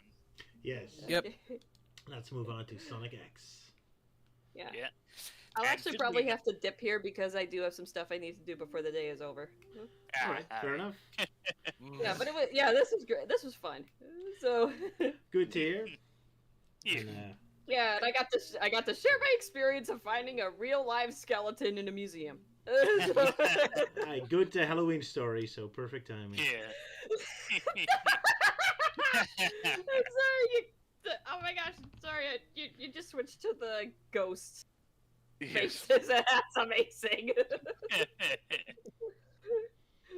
Okay, well, I should probably head out now. As I said, I've still got some Alright. stuff I need to do. Yep. See Yeah, you next that time, was- Elise. Yep. See you guys later. Bye bye. See ya. Bye. Well, lucky you will see noticed right before she left. Yeah. We've all been possessed. Yeah. Done. Oh no! Right? Oh, now I just noticed it. I was too focused on the little like simple silhouette there. Yeah. I like it. You can thank Euan for Yeah. that. Thanks, Ewan. Was a Yeah, last thanks. minute thing. Ah. It almost looks naturally on you as Lucifer. Oh yeah. Yeah, because I kind of had that idea in mind when I came up with it. But right, Sonic X, the spooky episode. So not chronologically following the story, which is going to be a bit of a problem since there seems to be like an actual story arc going on. But Yeah, that kind of threw me off when I was reading this. I'm like, wait, they're referencing like stuff that happened in past issues. Well, shit. oh, Well, hopefully this will be the last time we do something like that. For the most part. Yeah. So look, you were going to do a synopsis of the first episode of Sonic X, the spooky one. Or was it Melty? I'm Part one. doing part 2. Yeah. And he's doing part 2. Okay. Okay. Okay. Harem Scarum, Part 1. We start off with Sonic and Sam Speed investigating a crashed alien ship that was defeated in another issue. They see Tails and gun soldier Captain Westwood, emerge from the ship. The President thinks this was all a setup by Sonic, who may be working with Eggman to take over the Earth, even though he's in prison. Captain Albert Wesker gets interviewed about this situation on TV, but he says, "I don't answer to the world, I answer to the President." Tails tries to explain things from his view, but Wesker tells Scarlet Garcia to get lost. Back home, Cream's mom shows concern for her daughter's safety. Cream assures her that Errol will protect her, who is creepily sitting in the darkness. Cream's mom thinks it is too dangerous for them to live at the Thorndyke household and find a place to live far away from Station Square. And that place is Arkham Asylum. In a park, in a park, Sonic talks to Tails about what's going on with him and the spacecraft when some FBI agents turn up saying the President wants to talk to them. They also tell Wesker that the President wants to talk to him as well and take possession of the ship. There might be candy inside. Back at the mansion, Cream doesn't want to go to Arkham Asylum, but Cream's mom says she shouldn't be getting herself into dangerous situations. Chris tells her he's a kid too, and he and Cream save the world multiple times. Chris's mom also turns up. Chris's mom tells her that she wants to move out with her daughter, so she suggests they go with her to a private island for a vacation. She got it off a guy named Jeffrey. Cream is ecstatic about going to the island and begs her mother to go, which she agrees to. On the way to the island, it's revealed that the father of Chris's mom owned the island and has a factory that makes computer parts. As they go through the town, it is eerily quiet. They soon arrive at their summer cottage, which is just as big as their mansion, and their TVs host endless SpongeBob marathons. What's also strange is that the staff hasn't come out to greet them, so Chris and Cream decide to explore the village. Cream's mom wonders if she should help unload the car or not. Chris is sad that God damn it. Sorry, my bad. No, it's my bad because I tried to mix in the adverts. Chris is sad that Sonic didn't come home last night, like something has gone wrong. Was he kidnapped? Or was he out on a bender with the Skrill? Or gone on a race with SpongeBob? It turns out that Sonic and Tails were being interrogated by the secret agents saying they didn't attack the city, and that Sonic and Wesker found the ship in the desert. Tails also explained that he was trying to stop the ship, but the agents say that Wesker says otherwise. So Sonic and Tails believe that Wesker was lying. Wesker tries to convince the president that Sonic and Tails were working with Eggman to conquer the planet. Some find it hard to believe. Wesker wants them imprisoned or deported or something. Okay, now the spooky stuff can start. Chris and Cream walk through the empty town while glowing yellow eyes and voices are heard from the shadows saying, "Join us. Join us." Cream turns around to find only darkness there, and nothing more. Chris and Cream arrive at the ice cream parlor, which appears to be empty, not seeing a pair of red eyes in the darkness watching them. So the two decide to make their own sundae. Chris says it's okay as he'll leave money for them. As they enjoy their sundae, they are still unaware of the red eyes watching them. Back to Chris and Cream's mom looking at some old movie props. Cream's mom still wants to move away with her daughter. Chris's mom assures her that she will always have friends to protect her. Chris's mom feels that anywhere on the planet has to be safer than Station Square, even if it's the UK or Detroit.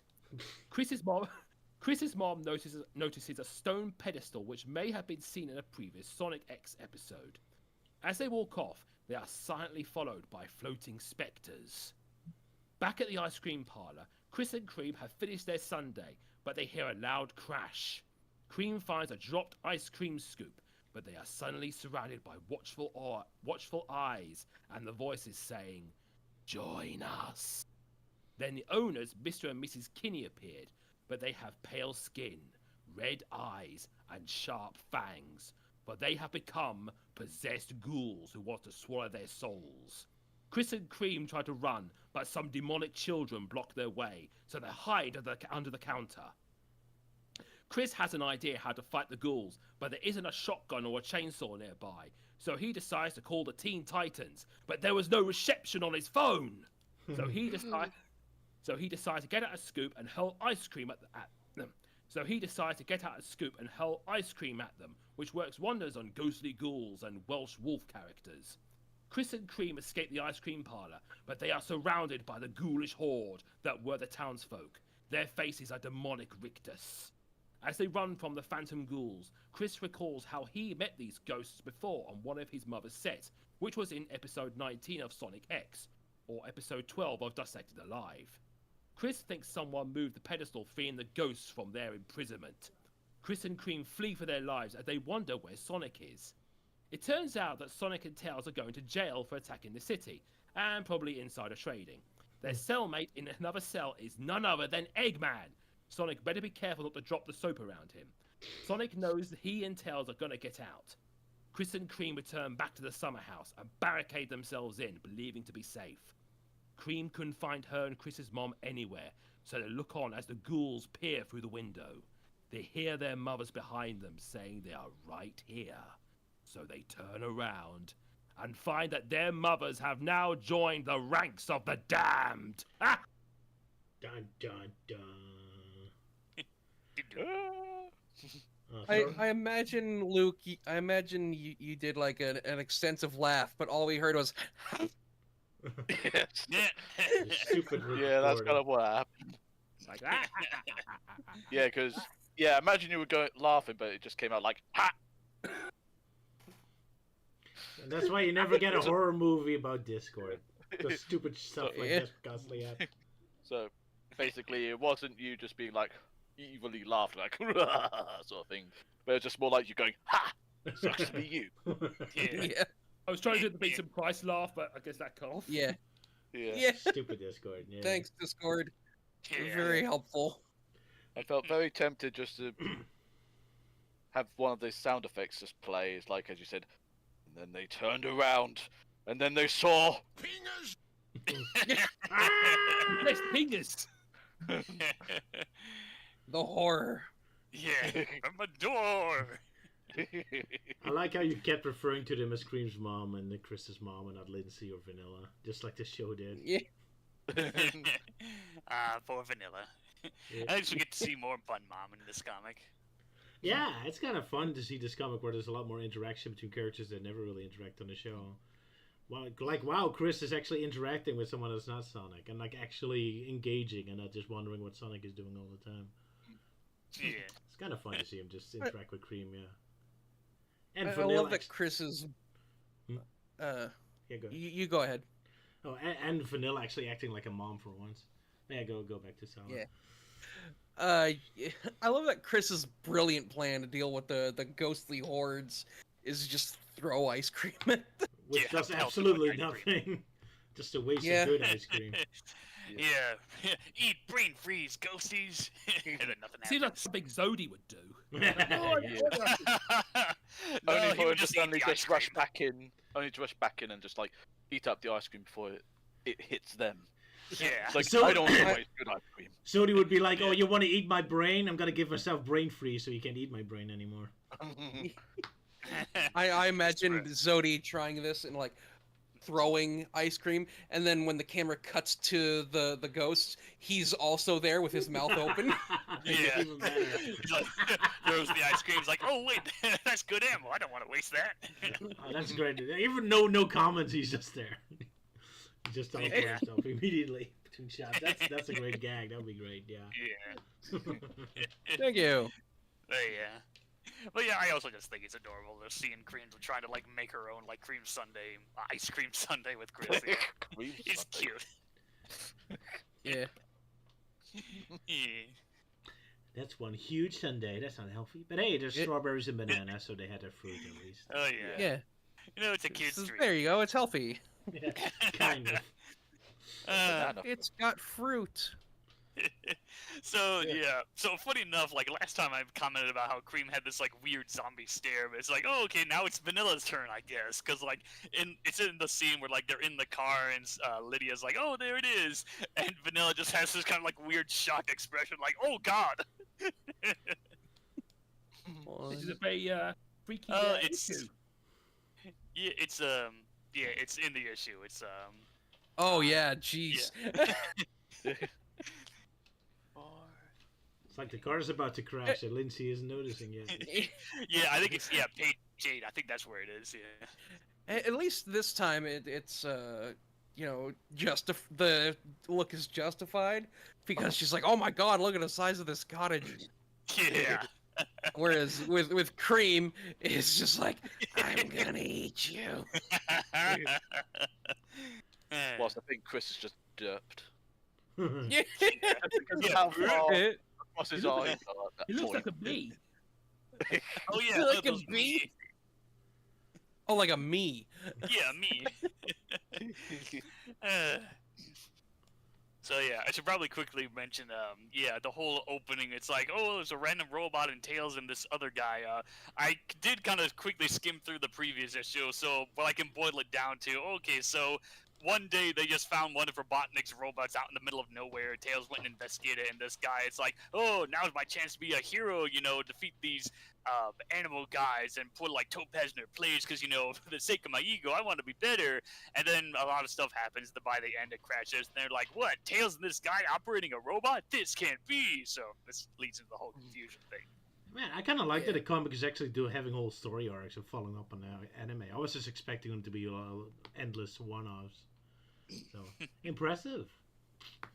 And yeah, Luke definitely joked about it, but this dude is very similar to Wesker in both like appearance and like motivation and characterization. And his name even is very close to it, so maybe they Yeah, did on purpose. Yeah, I Westwood. was also Albert Westwood. I was also planning to refer him to as Duke Nukem, so he goes like, "I don't answer to the world. I answer to the President of the United States." Yeah. And I'm all out of gum. Yeah. I answer to the President of the United States, and I'm all out of gum. But I'm kind of confused about Emerald. So this takes place halfway through the arc that Emerald was in with Sonic Battle? So yeah, this story Yeah. seems to take place like during the events of the Sonic Battle adaptation. So this is specifically when they found Emerald. It's like, oh, let's take care of him, and it's specifically taking place when Robotnik and his robots are still in jail. So they haven't broken out just yet. Bit disappointed that Emerald Oh. doesn't even play a role in the story. Sorry, go ahead, Sala. Go ahead. I love that the Sonic X show and now the Sonic X comic have given us two different wrong ways to spell Emerald's name. Because in the anime, the dub referred to him as Amel due to a like translation issue, and here they add in an extra vowel. Oh, I did not notice that. Yep, Emeril with a Y. Poor robot. They could just never spell his name right. And also, why is he sitting in shadow? Yeah, Yeah, someone... why does he look so imposing? Yeah, it's like he's in the dark compared to the others. Yeah. Yeah. Oh, I'm totally not like vicious and gonna kill them all later. Yeah. Yeah, it almost feels like he's the bad guy secretly. I'm not gonna turn evil later on. What are you talking about? Maybe his batteries are running low, and that just takes all the color away from him. Yeah. Possibly. Oh man. Yeah, anything else? Doofy face expressions? Delicious Yeah, ice face cream? expressions. Yeah, I do like the screen. Like, I do like how we see like Vanilla and Lydia having the same screen together and having like a conversation of taking care of their kids and whatnot. Yeah, something the show never did. Well, it did a little bit about Lindsay, but definitely not Vanilla. Yeah. Though the story does kind of create a bit of a plot hole, like oh, there's like the same hourglass from like their mansion adventure, and you'd think after all the trouble they went through and put it back in the pedestal, you'd think they'd leave it there, but nope, they just bring it with them and store it in the prop house. To be fair, the humans are that stupid, so I'm not too surprised. Yeah, and weirdly enough, like in the background, you can actually see there's like a fake model prop of one of the boos. That too, yeah. So they were just begging for their fate. Yeah. Yeah, I guess. Yep. Gotta love it when all the humans are stupid as usual. Yeah. Yeah, and then of course there's the weird detail that like, the stone tablet thingy, like it looked like a regular hourglass, like in Sonic Adventure 2, but here it's a lot more fatter for some reason. Like, what's up with that?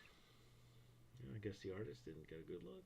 I don't know. What's really interesting is like in the actual show, like it ends with Chris like placing down the hourglass and he places it moonside up, which like is not what he was supposed to do. He had to put the sun side up to get rid of the ghost, and that plot point never went anywhere. The episode kind of ended unresolved with that. So it's cool to see that at least picking up again here, where like the ghosts are back. Yeah. And then like Sonic has to make sure to put the sun side up this time. So that's cool. But that's for the next comic. Speaking of which, Yeah. But that is for the next issue, right? Yeah. Yeah. are we ready to move on? Or is there something? Yep, I'm ready. I suppose we're good. Because all I would be doing is just grumbling about some of the art style and such, but never mind about that. Let's get on to the next issue. All right. Well, you can still talk about the art Yeah, style later. so here we go. Yeah, Harem Scarum Part 2. So yeah, so where we last left off, we now see Vanilla and Lydia being possessed by the ghost. Now they're chasing after their kids for being very naughty or something like that. So yeah, Chris and Cream are running around like, the ghosts, they're everywhere. And now, yeah, it's possessed pretty much the whole town as they try to run out of the house. And there's like, everyone's just possessed, just join us, join us. So like, shit, we gotta, hide from them. And then we get like a really hilarious bit with Cream. We're like, we gotta hide in this wardrobe. Maybe it'll take us to another world. And Chris is like, that only happens in movies and books. And Cream's like, well, that's what I used to think until we wound up in this world. And he's like, good point. I just love that bit. So anyway, yeah, they try and hide from them, and it looks like they're about to be discovered until they hear this mysterious voice like, come my servants, come and obey your master. So they all run out, and then they decide like, what are we gonna do? It's like, we'll try and call Sonic. So they try and contact Uncle Chuck, and it turns out, nope, Sonic and Tails are stuck in prison. Call again later. So, and speaking of that, we now see Sonic and Tails working and pretty much doing the same labor that Robotnik does, where he's repairing refrigerators and washing machines and whatnot.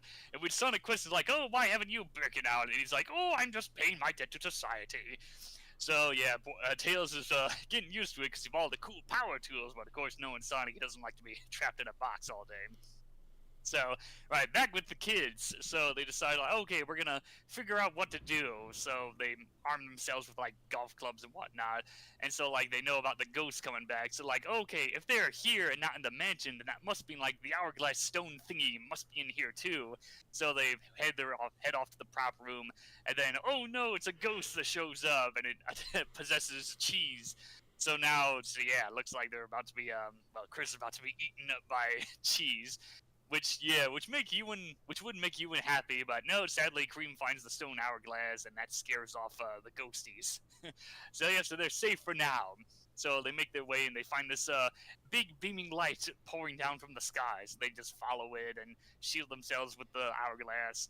And at the end of it, they see King Boom Boo, who summoned his possessed followers. Like, the time of reckoning is nigh, or blah blah blah.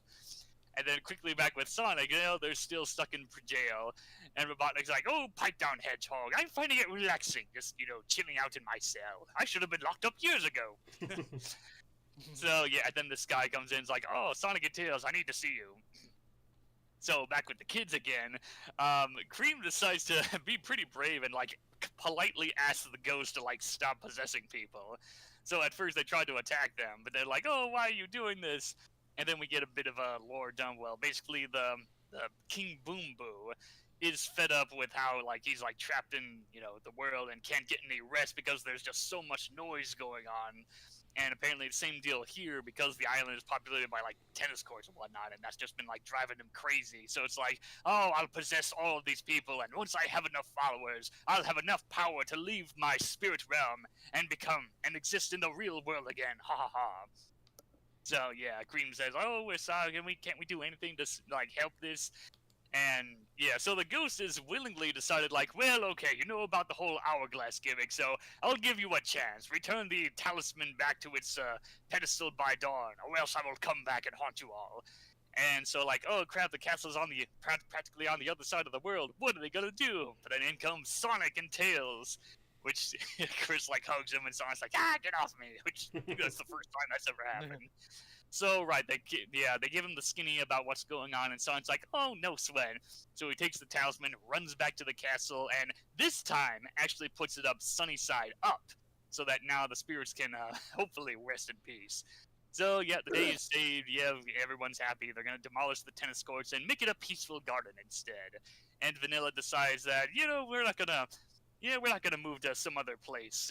We have friends around here. They can help protect us. And you're very brave, my child. So happy ending all around. Bit of an anticlimactic ending, but there we have it. Yay! So you wanted to Sonic out of nowhere. Yeah, indeed. He's a Deus Ex Machina as usual. You wanted to complain about the art style? Yeah, I did want to. It was mostly for the previous issue. Okay, feel free, I guess. Yeah, well, I think it's just like with the last panel though, when like, you know, cream and cheese, not cream cheese, and Chris like see their parents like possessed, and of course they're saying like but yet their expressions don't seem to really match that sort of like moment, at least with Cream, because she's just like looking like, oh, my mum's possessed. Fair enough. But yeah. So I kind of like Yeah. it. It's mostly Chris who has a dumb face sometimes, but everyone else looks pretty yeah. cool. Yeah. I'd also do find like that the running out of the ice cream thing a bit awkward looking. It's kind of like something I used to draw. Little stiff, yeah. You know, it's still better than my art. But yeah, I think that's mostly to complain about Fair that enough. one. And I thought it was just because of Chris Thorndyke getting most of the screen time. Yuck, yuck. Yeah. He's not too That bad too. in this one. Yeah, Well, I really I'd like these comics expanding on moments from the anime, like Eggman in prison. That's pretty awesome. I like that. Also, it's like a fun bit, but they never really went deeper into it. So I'm glad we get to revisit it. That's fun. Yeah. Because I really like how freaky the possessed townsfolk look with their pale skin and their red eyes. Yeah. They have a lot of fun with them, yeah. Yeah, it looks very monochrome with how the people are colored in. Yeah. I love how Everyone's they a bit- sometimes look like Muppets. Like Vanilla with her mouth open and tongue sticking out like a Muppet. Zombie Muppets. maybe that's what King Boom Boo's plan is all along. He wants to come back to the living and resurrect the Muppets. It's time to play the music.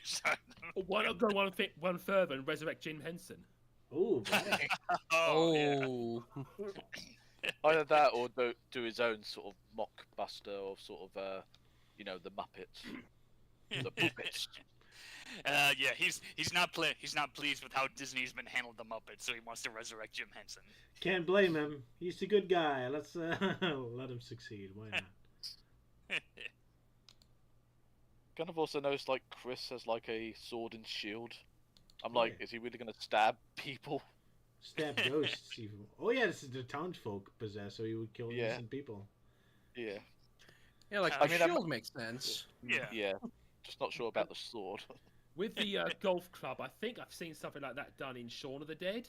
Yeah. Oh yeah. Yeah. But this was first, so they Shaun of the Dead still. Oh, although I don't know, Shaun of the Dead. What year was that?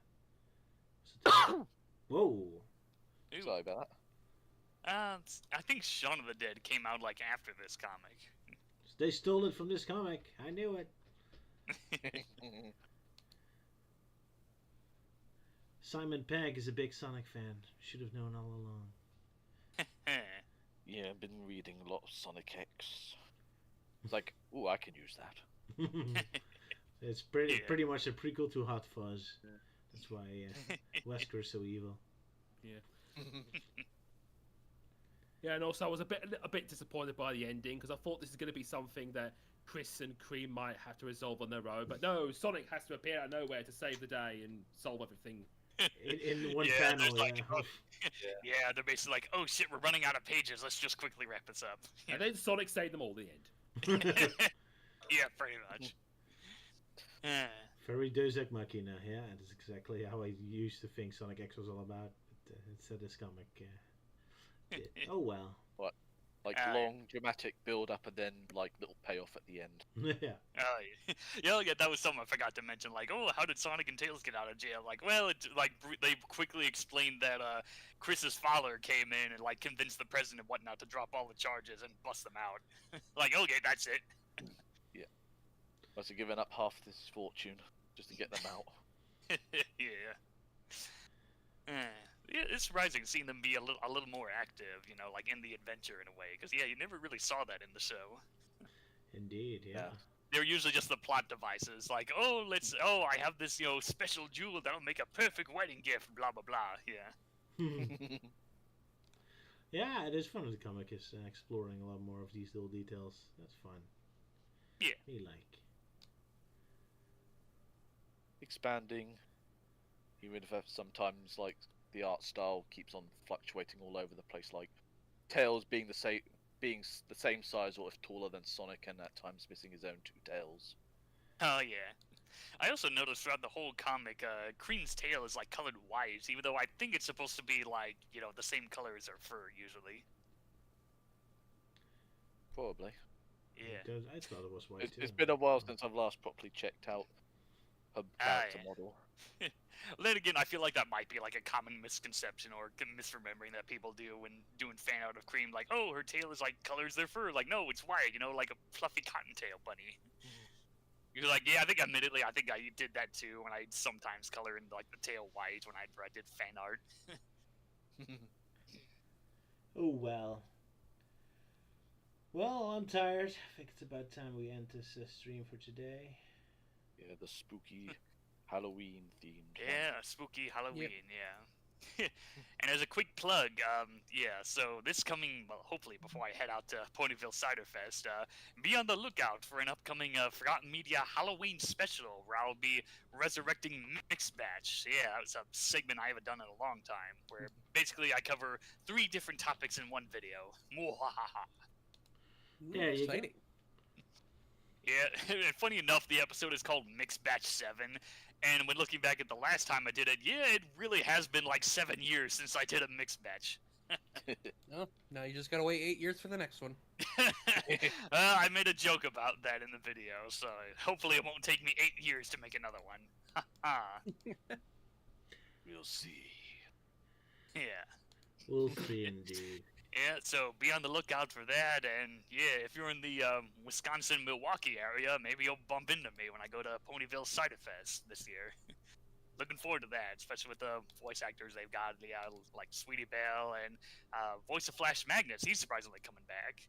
And, oh yeah, then even a few G5 ponies, like the voices of Izzy Moonbow, well, the one from the Make Your Mark and Tell Your Tale. So not the definitive Izzy, in my opinion. But hey, we also got, you know, the voice of Misty Bright Dawn, who's also my favorite from the show. So I'm definitely looking forward to that. Alrighty, cool. Yeah. Alrighty sure then. about me. Anyways, Probably just play Sonic Generations. I just want to quickly add, for those living in the UK, and probably other countries, don't forget to turn your clock back 1 hour. Oh yeah, daylight savings, yeah. all that wacky stuff. Oh well. Yeah, doggone daylight savings, yeah. Does it mean we have an extra hour or an hour less? What was it? An extra hour. Yay, more sleep. Thank you. More sleep! Yay! Which you Funny enough, definitely need, Sala. and funny enough, the daylight savings in the U.S. that'll be happening on like the last day of Cider Fest, so that'll be interesting. Extra hour of Cider Fest! Yay! But yeah, Sala, you saw the Sonic Says have some sleep, so good luck with that. Yeah, I might take a nap. It's a lesson I need to learn too. I had way too little sleep this week myself. But, Yeah, I mean, I think I had like decent sleep. Yeah, it's just mostly this weather here has kind of been a bit wonky on my allergies a bit, mostly because it's been like back and forth. Like, oh, it's gonna be colder. Oh, now it's warmer again. Oh, now it's colder again. It's like, make up your mind, damn it. Yep. poor Same Milky. story here, so you're not alone. Yeah. It's been a wet year, alas.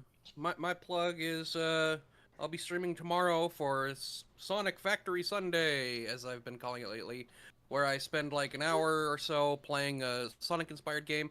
Currently, I'm going through Frogan. And then my friends and I play Satisfactory for several hours. Very satisfying, yeah. Yes. Alrighty, Luke, you have something to plug? Not really at the moment. Alrighty, just living. Yeah, in. yeah, well, Roger, do you have anything to plug in? Helps with doing the dishes to plug up the sink. Well, that's a coincidence, because, yeah, I've got, like, a stack of dishes that I'll most likely be getting to after the stream. Anyway, so, I did finish a bit of a Dissected where we talk about Sonic X Shadow, but I'm not sure it's probably too late to play it now on the stream, so... How long is it? A half an hour? Mm. I mean, you don't have to be present for it. We can just I know. leave it I off. mean, we'll be new to it at that point. Yeah. Could save it for, like, its own standalone video. if it's good enough. Yeah. Yep. All right, then we'll quit. Anyone else has something to plug? Nah, I think that's it. Alrighty Just then. saying, it'll give you a chance to maybe clean up the video a bit before you decide to do whatever. I Yeah. guess so. Sorry if you can hear my dog, by the way. He's Feed like, me, hey, get off the master." stream and feed me. Yeah. Then Yeah, last I Sheldon. guess I should do that. So I'll see you guys next time. Yeah, Alrighty. Alrighty. Bye bye. Yep. very well. Goodbye. Cheerio and good night, whatever you are. Hey, your laugh made it in this time. Well done. Hey. Discord finally has mercy. I just wait for a lower laugh. Yeah, pleasant nightmares, boys and girls. Pleasant nightmares.